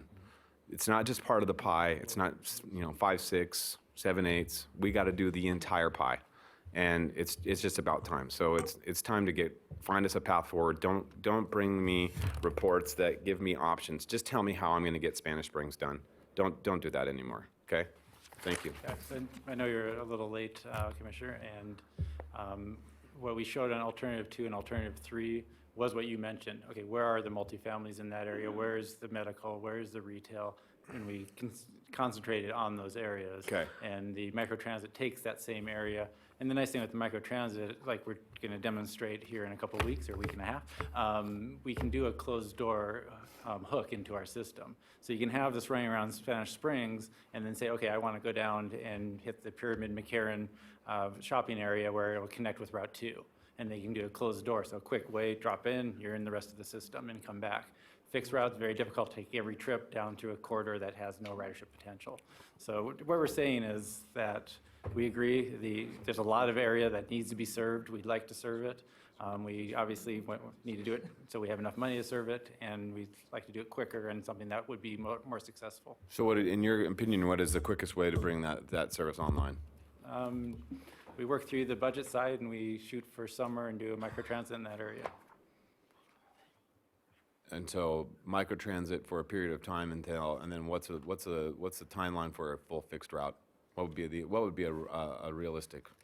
Well, as our executive director mentioned, if we started bringing back our buses, operations, I understand. Yeah. Well, I mean, 24 months, 36 months? Probably 18 months. Okay.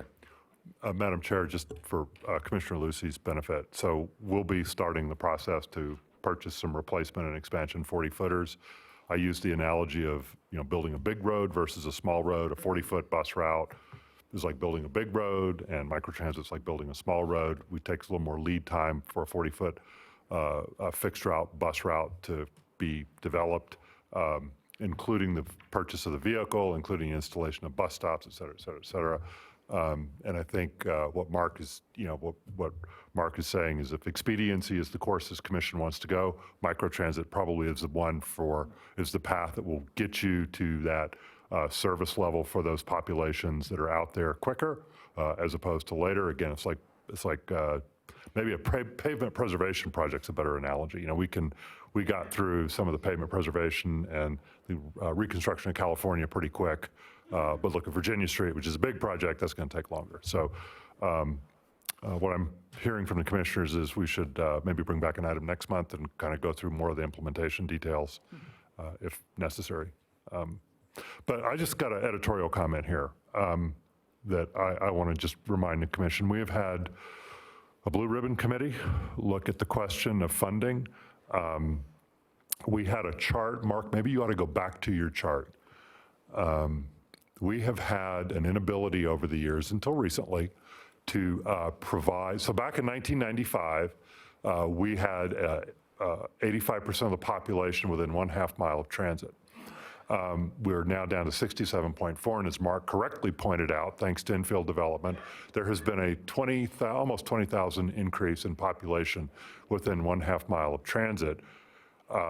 We're going to eventually have to look at how we creatively bring more resources to the provision of public transit. Our public transit revenue measures, revenue sources, are not inflation protected like our highway program. And that means over time, we struggle to keep up with inflation to meet our population demands. I put that out there as just, I'm not saying we need to go get new revenue measures, but it's a discussion I think this commission, will need to have. Christina and I were fortunate yesterday, and Christina, you gave a great presentation. I believe it's SCR 3. There is a interim study committee at the state level looking at the question of transportation funding. Christina gave a great presentation. While not directly related to public transportation, it just showed what we face both, what we face in the highway side statewide, what we face in the transit side statewide is the same. Not enough resources and a growing backlog of maintenance issues and new demands for services and projects. And I would suggest going forward that the commission pay close attention to SCR 3 because we are going to have to do something as a state, as a county to address this issue. We're building, and I think Mark correctly points out, we're seeing infill development. I think there's a lot of folks who want to live in the core, and they're going to expect higher levels of service. But I think Commissioner Lucy and Commissioner Hartung are correct. We have a growing demand out in the suburban areas. We've got to find the right fit of services, but at some point, the bubble's going to burst. We're not going to have, look at what we just went through on our contract. The question for where new resources got allocated was to labor costs, so we could remain competitive. So this is the next one we're going to face, and that's the question of how we provide intensified services in the growing infill areas and extended geographic services to the new and growing areas. So I think this is something we're going to have to deal with over the long term.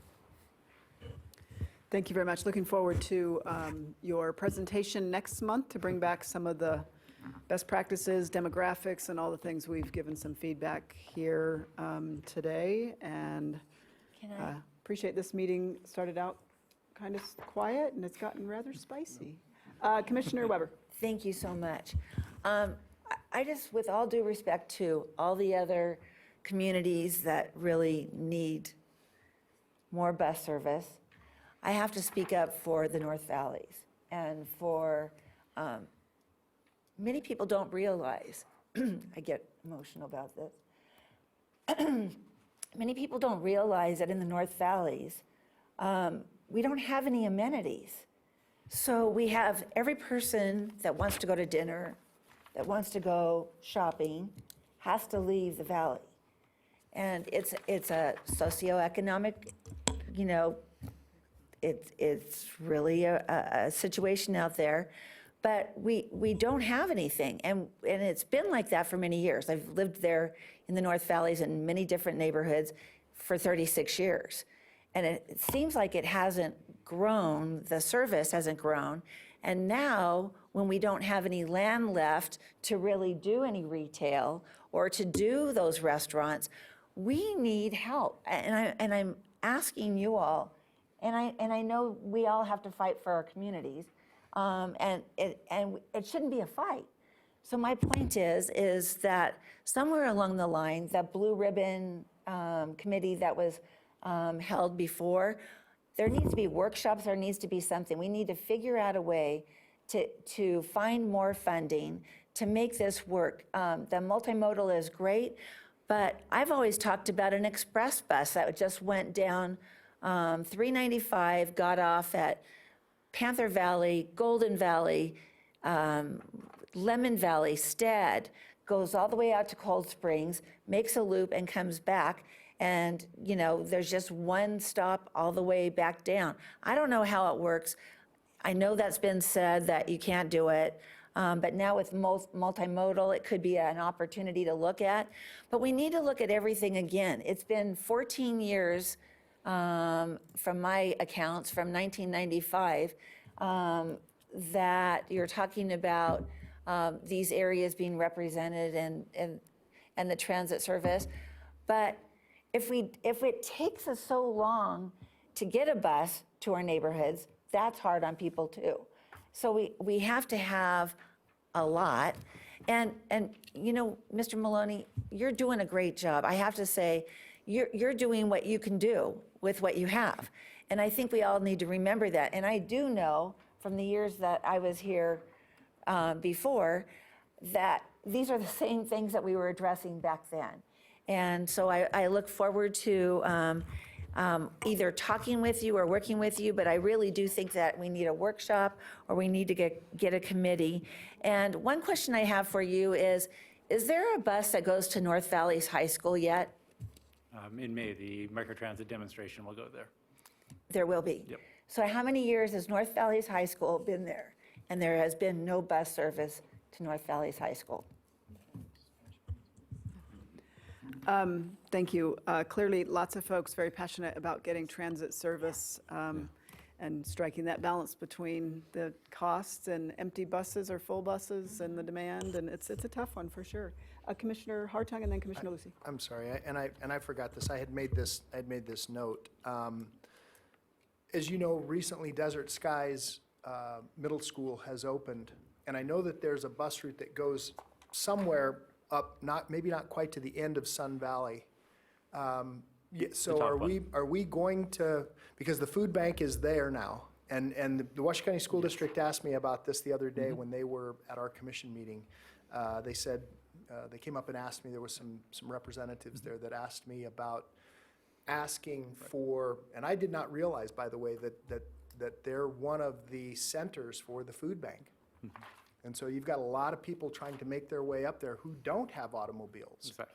That do live down in that Sun Valley area. So my hope is that we can somehow, and it's not a new route, Mark, so much as extending a route. Right, so it's a Route 5 extended service. It's the first box. Right. It'll cost us one additional vehicle and $300,000 a year.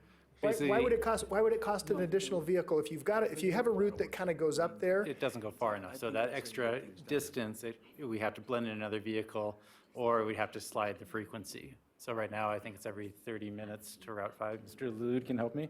No, I think it's every 30 minutes. Right. Actually. So right now, it's every 30 minutes. If we were just to add that area, that would degrade the service to probably every 45 minutes. We have to add an additional bus to make it so it remains at 30 minutes, because that has to service everybody else that's along that alignment. It's actually a very popular route. So this is something that I've asked for many years.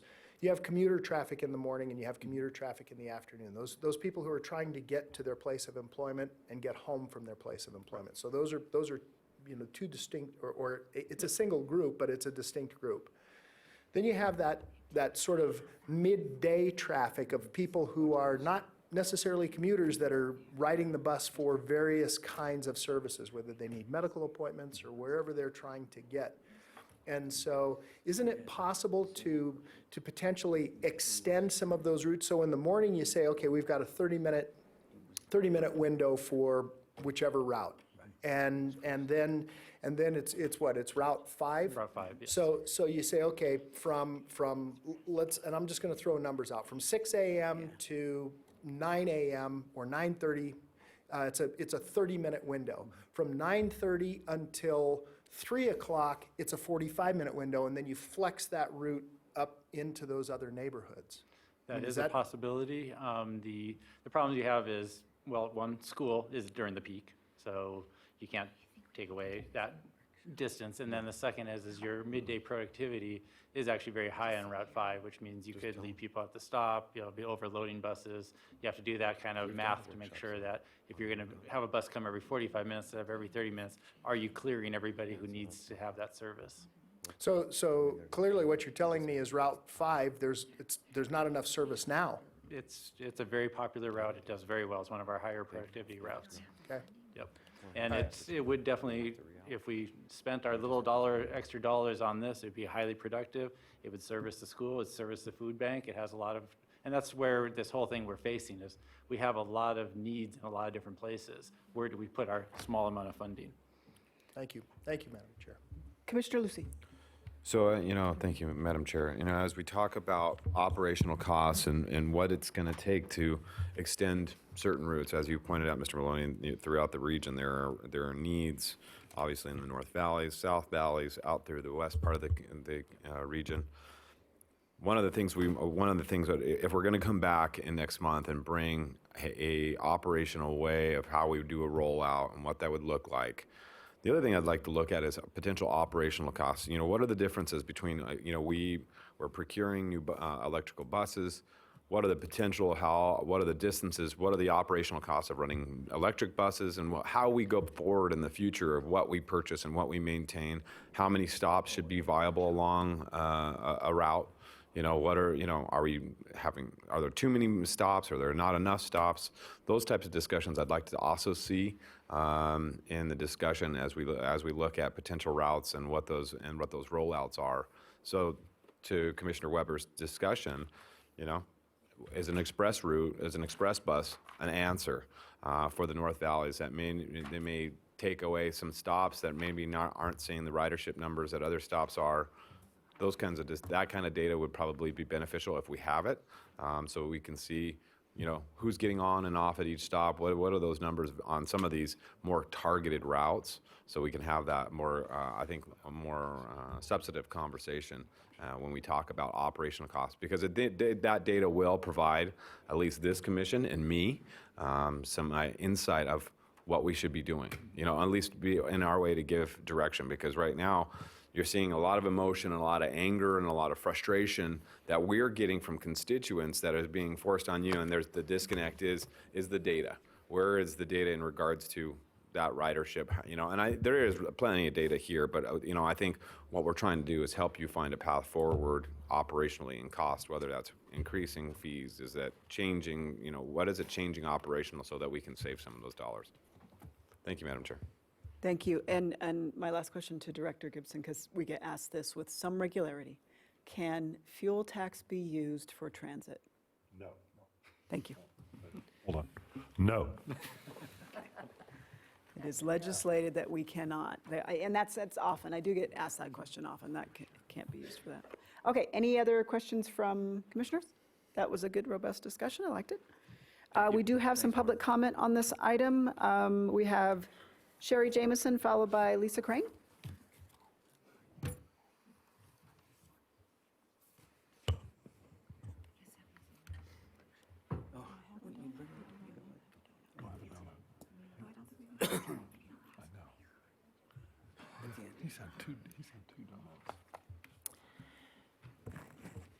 Good morning, Madam Chair, Mr. Gibson, and members of the commission.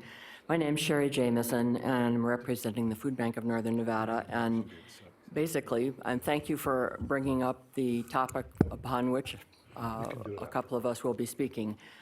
We're here to speak in support of adding a new stop at Desert Skies Middle School, which we had hoped might be addressed under agenda item 5.1.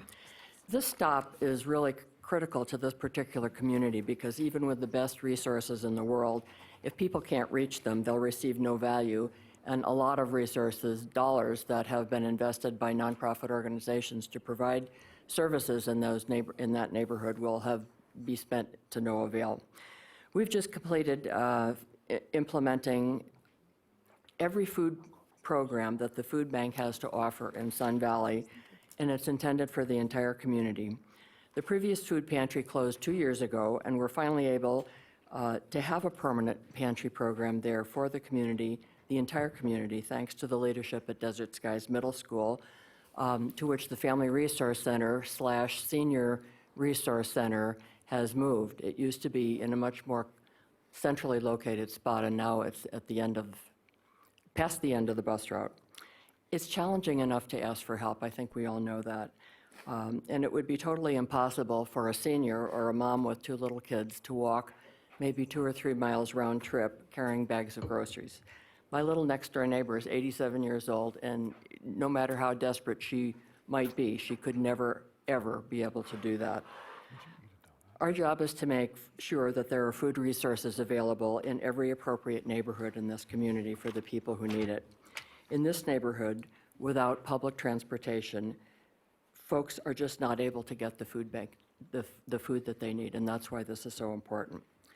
There are a lot of families in this neighborhood who aren't getting access to important resources, not just food, but many other, whether it's mental health or physical health, educational supports, and so forth. And they can't be here today to tell their individual stories, so we really have to speak up on their behalf.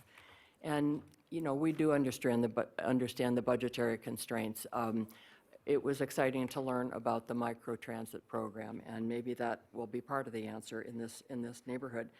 But we hope you will be a partner in the important work of education, food security, wraparound services, and health outcomes.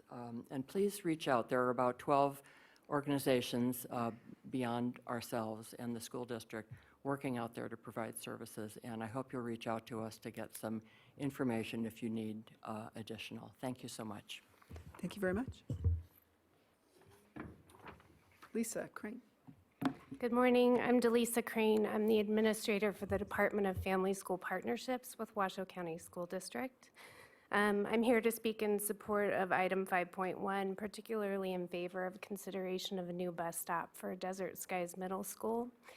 My department's job in the school district is to support families with their children's academic and developmental needs.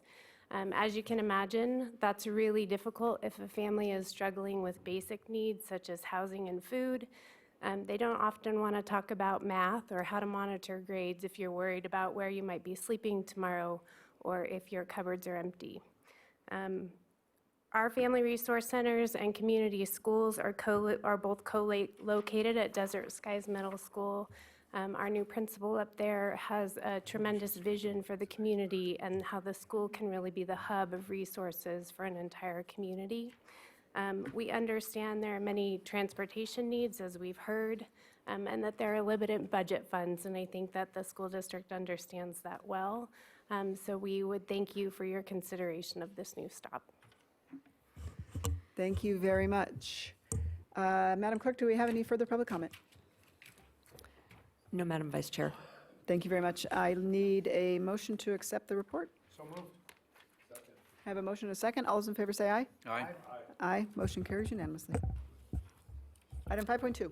Madam Chair, item 5.2 is to receive a report on the Regional Transportation Commission's plan to demonstrate a double-decker bus. We have been in three-way discussions. I'm going to handle this item. We have been in three-way discussions with Keolis, Alexander Dennis, a manufacturer of double-deck buses, to see if a double-deck bus would fit within our operating profile. I'm pleased to say that Keolis and Alexander Dennis have reached an agreement. We're really kind of not a party to that because it's, we're getting the bus for free for a while, so it's really between Keolis and Alexander Dennis. Couple things I want to point out. The demonstration is going to be during November for 3 weeks. The vehicle will be on loan.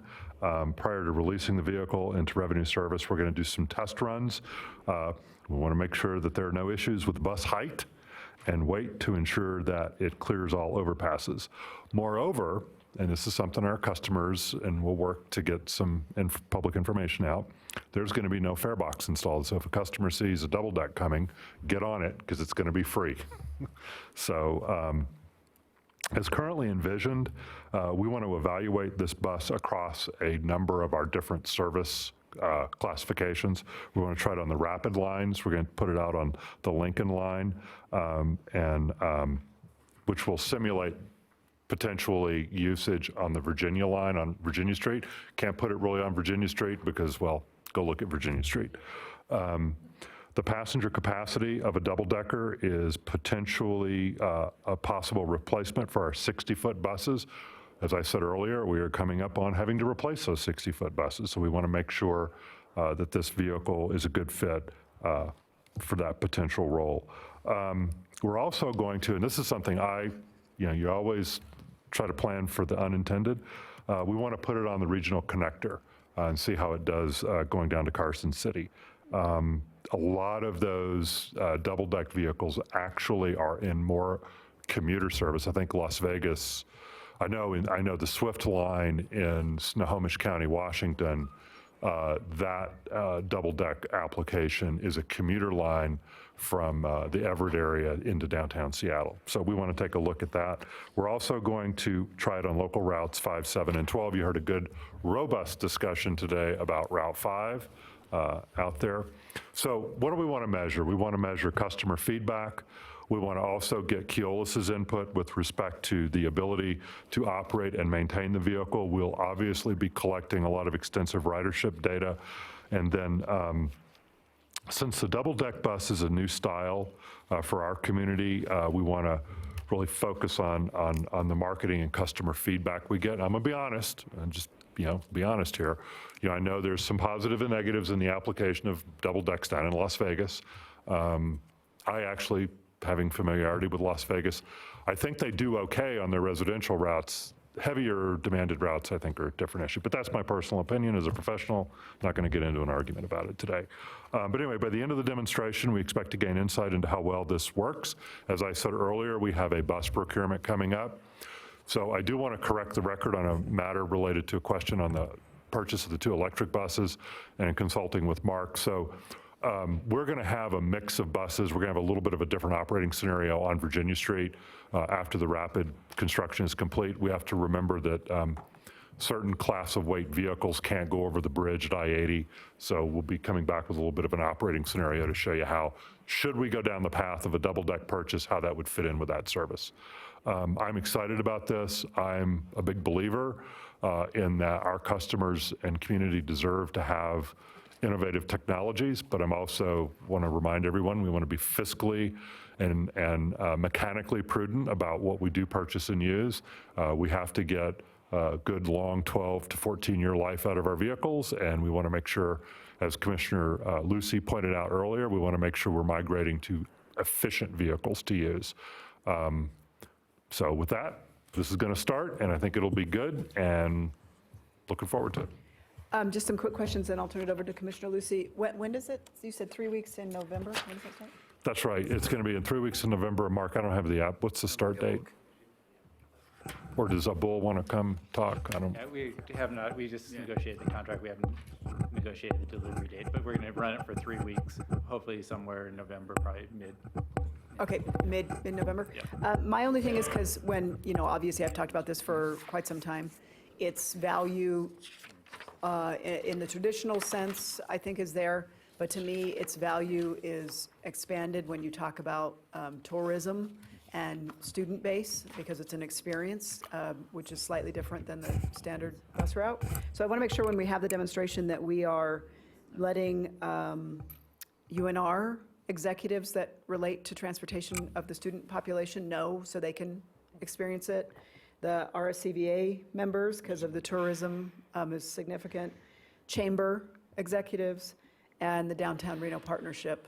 I think it's important that we include those populations, and there's probably others that I'm missing, to experience what it's like to ride the double-decker bus. And Madam Chair, I just want to add one more thing. I'm glad you mentioned RSCVA. So when I talked to my counterpart in Southern Nevada, Tina Quigley, and I asked her about double decks, Tina gave me a great answer. She says, we love them and we hate them. I'm like, okay, well, tell me about what you love about them. And something I think I'm hoping we can explore here is they make a lot of money on their wraps.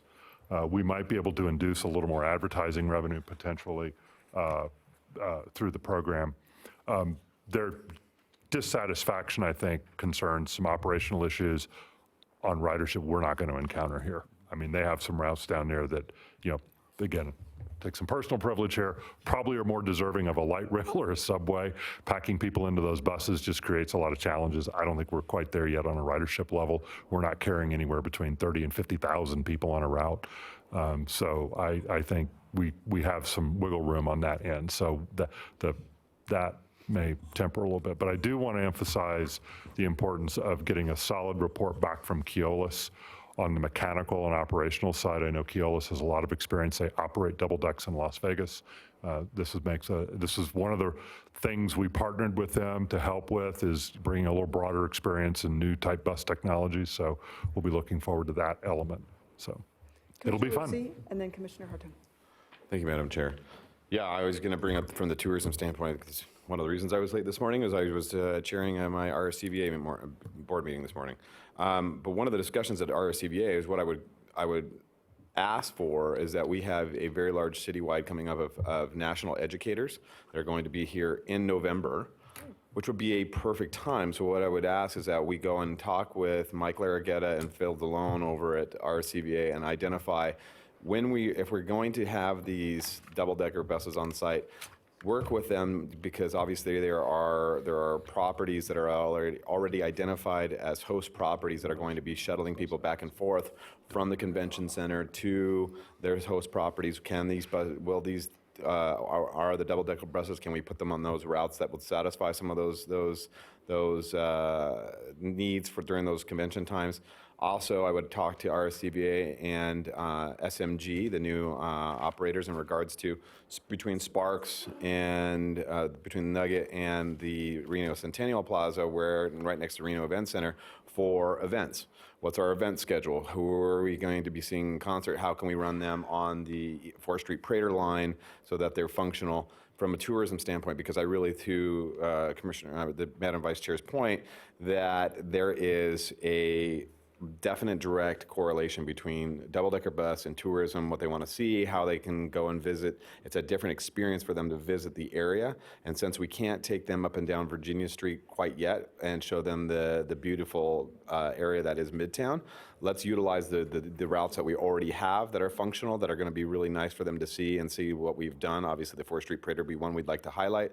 And then that between the convention property and also the host and even the airport, to get these two individuals, because they're going to be coming to the area, a free bus ride for those individuals, but when they may not be shuttled to and from a conference on a normal, a tour operator bus, that they can get on our bus and visit the area functionally. So I think that'd be really, really crucial to see how we get ridership around tourism and how that based upon, and then maybe challenge that between what our normal ridership how it would work with just our normal ridership on those buses. So that would be my only comments. Thank you, Madam Chair. Okay. Commissioner Hartung. Thank you, Madam Chair. And this is not intended to be comedic in any way.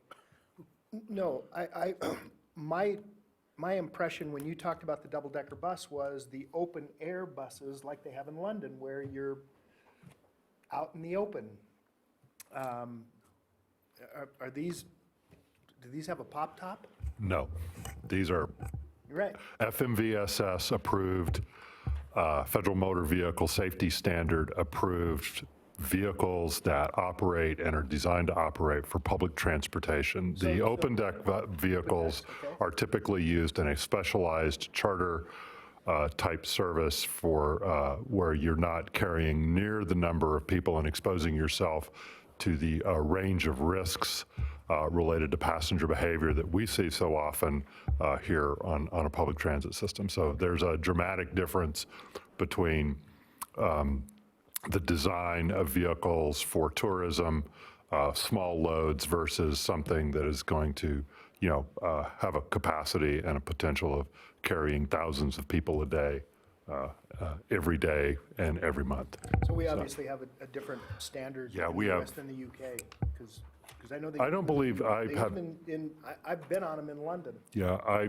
haven't been to London in a while, but I seem to recall, I mean, Alexander Dennis actually is one of the major manufacturers of, and provides double-deck buses for the London transport. And I know, I haven't been to London in a while, but I recall seeing the tourist buses for, going and looking at the Buckingham Palace and all that with the open air, but the London transport buses had roofs. We're enclosed, okay. Thank you. Thank you very much. And we apparently only have this room until 11:15, so we're going to scoot it right along. Thank you. Looking forward to that double-decker bus. I think it's going to be pretty incredible. That was item 5.1. Moving on to item 5.2. Oh, no, that was 5.2. Did we have any 6.1. public comment on item 5.2? We did not, Madam Chair. Thank you very much. Item 6.1 Madam, no action required on 5.2. says no action. Madam Chair, item 6.1 is to acknowledge receipt of the Virginia Street Bus Rapid Transit Extension Monthly Progress Report. Mr. Wilbrecht can provide us a incisive but quick report. Yes. Good morning, Jeff Wilbrecht for the record, project manager for the Virginia Street project. Good morning. So I will give a quick update since we're kind of pressed for time. A couple of things I really wanted to highlight with this presentation today is just the progress that we've been achieving on the Virginia Street project south of Mount Rose Street. So if you've been to Midtown lately, you'll see that it's all been paved out. We are going to be doing the final top lift paving the end of the month, actually next week, with opening everything kind of south of Mount Rose Street by mid to end of November. So this is roughly a third of the Midtown corridor that's going to be, more or less completely open for the community to utilize. So that's great progress. We're also continuing northward on the west side of the road towards Center Street. You need some fat. These are a lot of photos from that area. Work's been going really, really well. We're several weeks kind of ahead on that task, so that's a great accomplishment for the construction team. And we'll be moving to the east side ahead of schedule as well. So we're doing really, really well on our schedule. The FTA grant, we executed that a couple weeks ago, so that's really exciting for us. We've done about $12.4 million of work so far.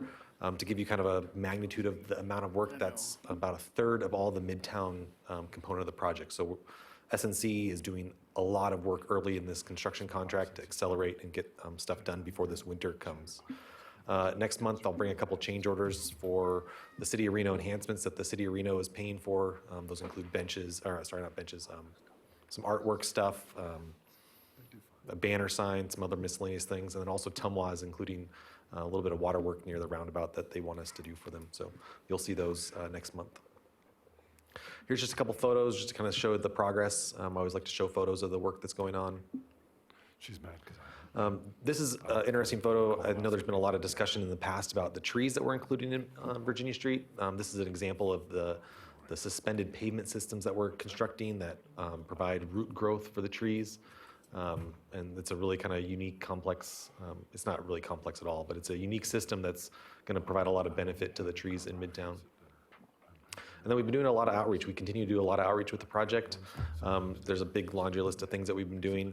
We'll bring Michael Moreno up and we'll show the video that we've recently created that just is a promotion of Midtown that to get people to come into Midtown. So if you want to, Denise, click the link. It's kind of just a. Getting a tattoo?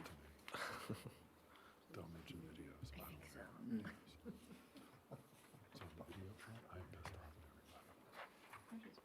So this is a video that a lot of the Midtown stakeholders participated in and volunteered their time to create.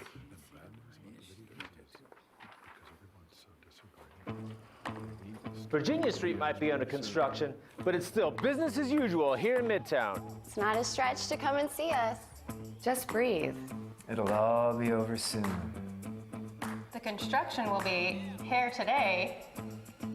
Gone tomorrow. You can still work off those long weekends. And you can still get beefy. And you can still freak out your parents. You can still catch a live show. Because in Midtown, the party never stops. And you can still show Mom you love her. Eat. Drink. And be merry. We're painting a new vision for Midtown. We're preserving history and creating our future together. Murals are meant to come and go, but these sidewalks, they're here to stay. Drive here today so you can walk here tomorrow. Help Midtown keep the lights on. It's business as usual during the Virginia Street transformation. Use Yelp to navigate and support Midtown. So far, we've had a lot of success with this video. We rolled it out last week, and just through social media and stakeholders continue to push and promote this video. I think on our channel, there's been like 18,000, huge number of, go for it. Michael. Good job, Jeff. Michael Moreno, Public Affairs Manager. We've had great organic and grassroots outreach. Just to give you some numbers, we've had more than 22,000 people reached with over 11,000 views and 50 shares through our Facebook page. So we're getting great success. If you see this video on your social media pages, please share it. And the rest of the list on this slide, these are just all ongoing things that we're continuing to do. We're always out there communicating and talking to, corridor businesses and patrons to, just talk about the project. And with that, I'll keep it short and answer any questions you guys have. Okay, thank you very much. Love the video. Please share it. Please visit Midtown. I wish the video we'd had it a little while earlier because, we need everybody to know, get there, shop there, eat there, spend money there. It's not that tough. Yeah. I love it. Very creative. Mayor was committed. She said that tattoo was drawn on with some ink and temporary, but it took quite a while for it to come off. So she was really committed with that tattoo. Any commissioners have any questions on this item? Go forth. Great, thank you. Thank you. Madam Chair, item 7.1 is acknowledge receipt of the NDOT Spaghetti Bowl Project Monthly Progress Report and provide input accordingly. Madam Chair. Oh, We do have to have a Okay, motion to sorry. accept that report. So moved. Second. I have a motion and a second. All those in favor say aye. Aye. Motion carries unanimously. Okay, Madam Chair, item 7.1 is acknowledge receipt of the NDOT Spaghetti Bowl Project Monthly Progress Report and provide input accordingly. I believe Jenica Keller from NDOT, the project manager, will provide us that information. Good morning. Happy Nevada Day. I'm Jenica Keller. I'm the project manager for Spaghetti Bowl Express and Reno Spaghetti Bowl. I work for the Nevada Department of Transportation. Here to provide an update on the progress we've made on the Spaghetti Bowl Express project. Design on both phases continues. In fact, right now we have a technical team looking at the intermediate set of plans for Phase 1A. And then this afternoon, they'll be conducting a geometric review on Phase 1B. A couple weeks ago, the Transportation Board of Directors approved the amendment with CH2M Hill to continue on with the design of both phases. Also, this past month, we've been very busy reviewing the unsolicited proposal that was received at the beginning of September. Quick recap on the unsolicited proposal process. We've got, again, a team of technical experts, both inside and outside the department, thoroughly reviewing this proposal. Step 3B there in the middle shows the intergovernmental review. We've got City of Sparks, City of Reno, Washoe County, Washoe RTC also reviewing the proposal. We're approaching the last step, which is Transportation Board approval of a possible 3 outcomes. The first is to accept the unsolicited proposal, but initiate a competitive procurement. Option 2 is to accept the proposal and negotiate a sole source agreement with the proposer. Or 3, we can reject it and continue on with the current delivery schedule that we have planned. That concludes my update. Thank you very much. Any commissioners have any questions on this item? Commissioner Hartung. What's the current delivery schedule? Where are we? I get asked this all the time, and it seems like it's somewhat of a moving target. Yep. Phase 1A will construct the neighborhood walls around the RSIC and will relocate utilities. That'll be under construction in about 6 months from now, so next spring. Phase 1B, which is the freeway and safety improvement project, will follow that by another year, so early '21. Thank you. The timeline on the unsolicited proposal, I'm sorry, what do we think on that? We will present that to the Transportation Board of Directors on November 18th. Okay. All right. Nothing else on this item? Okay. Move to accept the report. Have a motion and a second. All those in favor say aye. Aye. Aye. Motion carries unanimously. Item 8.1, legal issues. Two very quick issues. First, a minor point of clarification. On agenda item 3.16, I believe Commissioner Hartung asked if Kukachas were the owners. They are not. The Hot Shots Inc. is the owner of the parcel. However, I believe the Kukaks are somehow affiliated with that entity, either as shareholders or in some other capacity. And the second thing I wanted to let the commission know is that the RTC received a very favorable verdict in the RTC versus Bella Vista Ranch, the eminent domain action to acquire the property and the water rights for the Southeast Connector. And I just wanted to thank all of the RTC staff that helps out in that trial. Brian and Doug, I know are here, and I don't know if any of the other RTC consultants are here, but I want to reach out to them and say thanks very much. They are a big part of getting a good result like that. So that's all I have. Fantastic. That was an incredible outcome for us, for sure, and to the taxpayers as well. Okay, so that was legal issues. There's no action required that says for possible action. We don't need to do anything, though, do we? Accept your report? No. No? Okay. Madam Chair, Commissioner Hartung. under legal issues, Counselor, we do have a closed session afterwards, correct? Yes. An attorney-client, rather? Yes, to discuss pending litigation. Okay, thank you. Okay. All right, moving on, item 9, public input. I do have one form. Andrew Samuelson?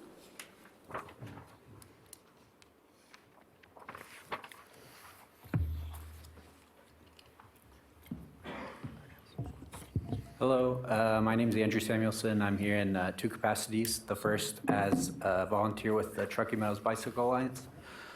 One of our goals is to encourage a network of safe bicycle infrastructure for people ages 8 to 80. So not so much what you see on like Arlington or South Wells, like a bike lane, but more like what's proposed for Center Street and Audi.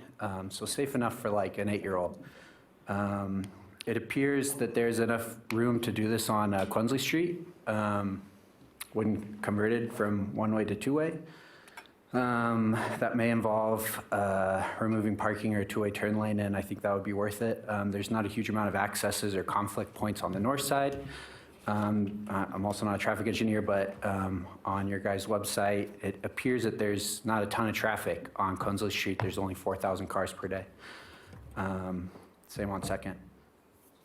So the other capacity I'm here is as a property owner. I own 4 residential units, 1 block off of Quinsley at Park Street, and I have 9 other under construction and a restaurant space under construction at 602 Quinsley. I think the current design on Quinsley and 2nd Street are really holding back development in this area. It's an inefficient use of space. There's only 4,000 cars per day, and when you have too many lanes for too few cars, that's kind of how you design a freeway. And so we kind of have a freeway through an area where we want to see development close into the center, near Renown and downtown. And so I think we should design these roads for the type of development we want to see here. You hear a lot about parking as the crux of the matter between providing walking and biking infrastructure. Here's a property owner on Quinsley Street to say, please take the parking in front of my building and build walking and biking and infrastructure more conducive to transit. So, and then finally, I think people want to live in these close-in areas because it's walkable and bikeable, and I think that we should take some room away from people coming into and out of downtown in their cars to accommodate these current and future residents. Thank you very much.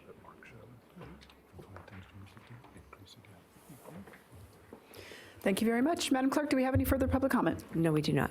Okay, thank you. Any member items? Commissioner Smith?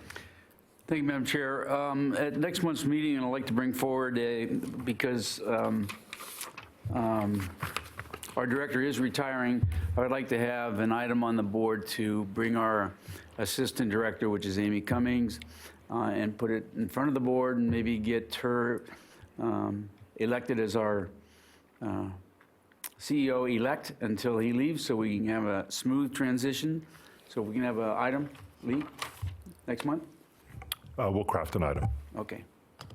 And I'm sorry, but I have to run. I have another appointment, so you can tell me your legal issues later. We'll have to meet individually. Okay. Any other commissioners have any member items? Commissioner Hartung? Thank you, Madam Chair. Mr. Gibson, can we figure out, again, I know that this is an NDOT right-of-way, but I've had several constituents reach out of frustration at the corner of Emerson and McCarran in the morning, that right-hand turn queue, which is, of course, very long, works very well, but it does sometimes back up. And they've asked to have a do not block the intersection coming out of Emerson because it's, sometimes they'll, the queue will fill to such a degree that the people coming out of Emerson trying not only to get into that right-hand turn queue to head west on McCarran, but also trying to cut across traffic that would head south on Pyramid and possibly east on McCarran. So is it possible to have that striped and have a sign put up asking to not block the intersection? Emerson and Pyramid. Southbound. We'll look at it. Thank you.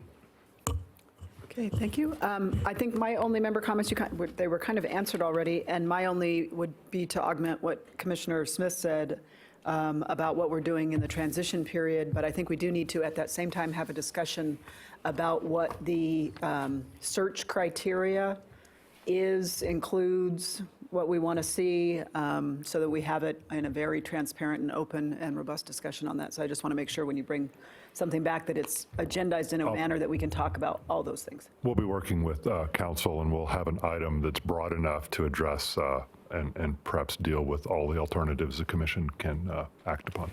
Fantastic. Okay. Madam Vice Chair? Yes, Commissioner. Can I just ask, I think I mentioned it, but it's maybe something that we don't want to do at this point in time, but is there any way to have a workshop just on the transit, just so we can express, as we've done here, individual quadrants of the city, of the cities, of the county?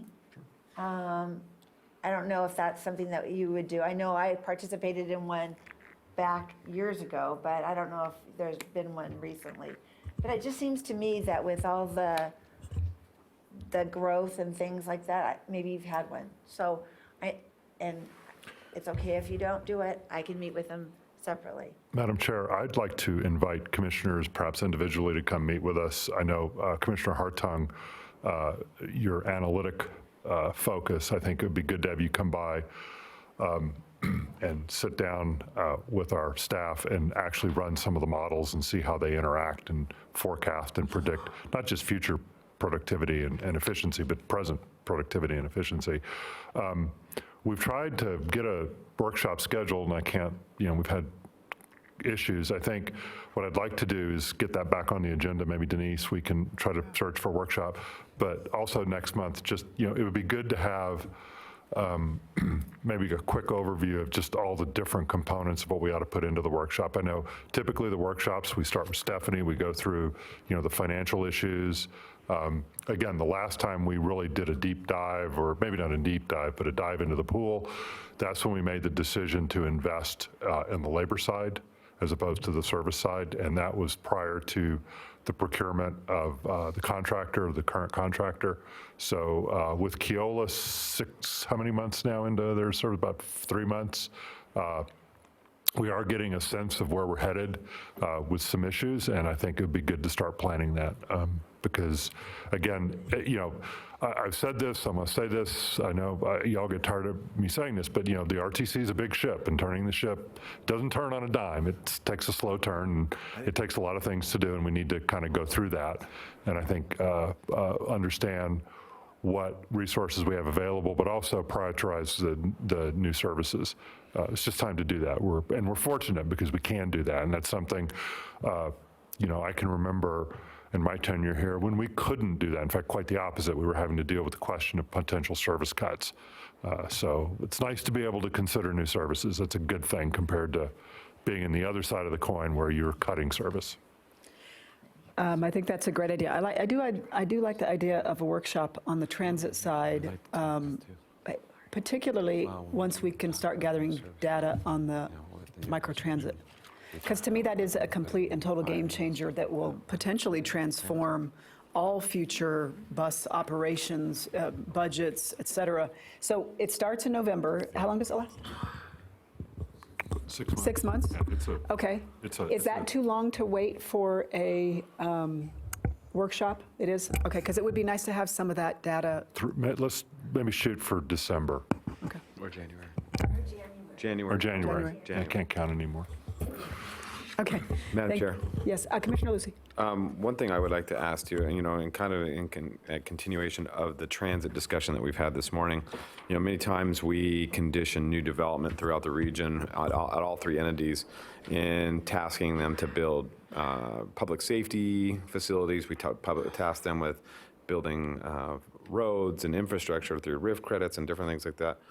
Why don't we talk about doing transit bus stops for when we build multifamily, Ranch Hera? How does that, we're talking about ADA supplied bus stops. Can we talk with the entities through Brian, your staff, and having some more robust discussions about maybe having transit be a little bit more of a what we need going forward as it pertains to bus routes and things like that? I'd like to see maybe an item on that in a future agenda, how we can work with the entities in regards to future construction needs as it pertains to new development, especially in the new areas, North Valleys, Spanish Springs, those things, to address the multifamily needs with bus stops. Okay. All right. Anything else? Okay. Seeing none, looking for a motion to adjourn. So moving. We are adjourned. Thank you, everybody.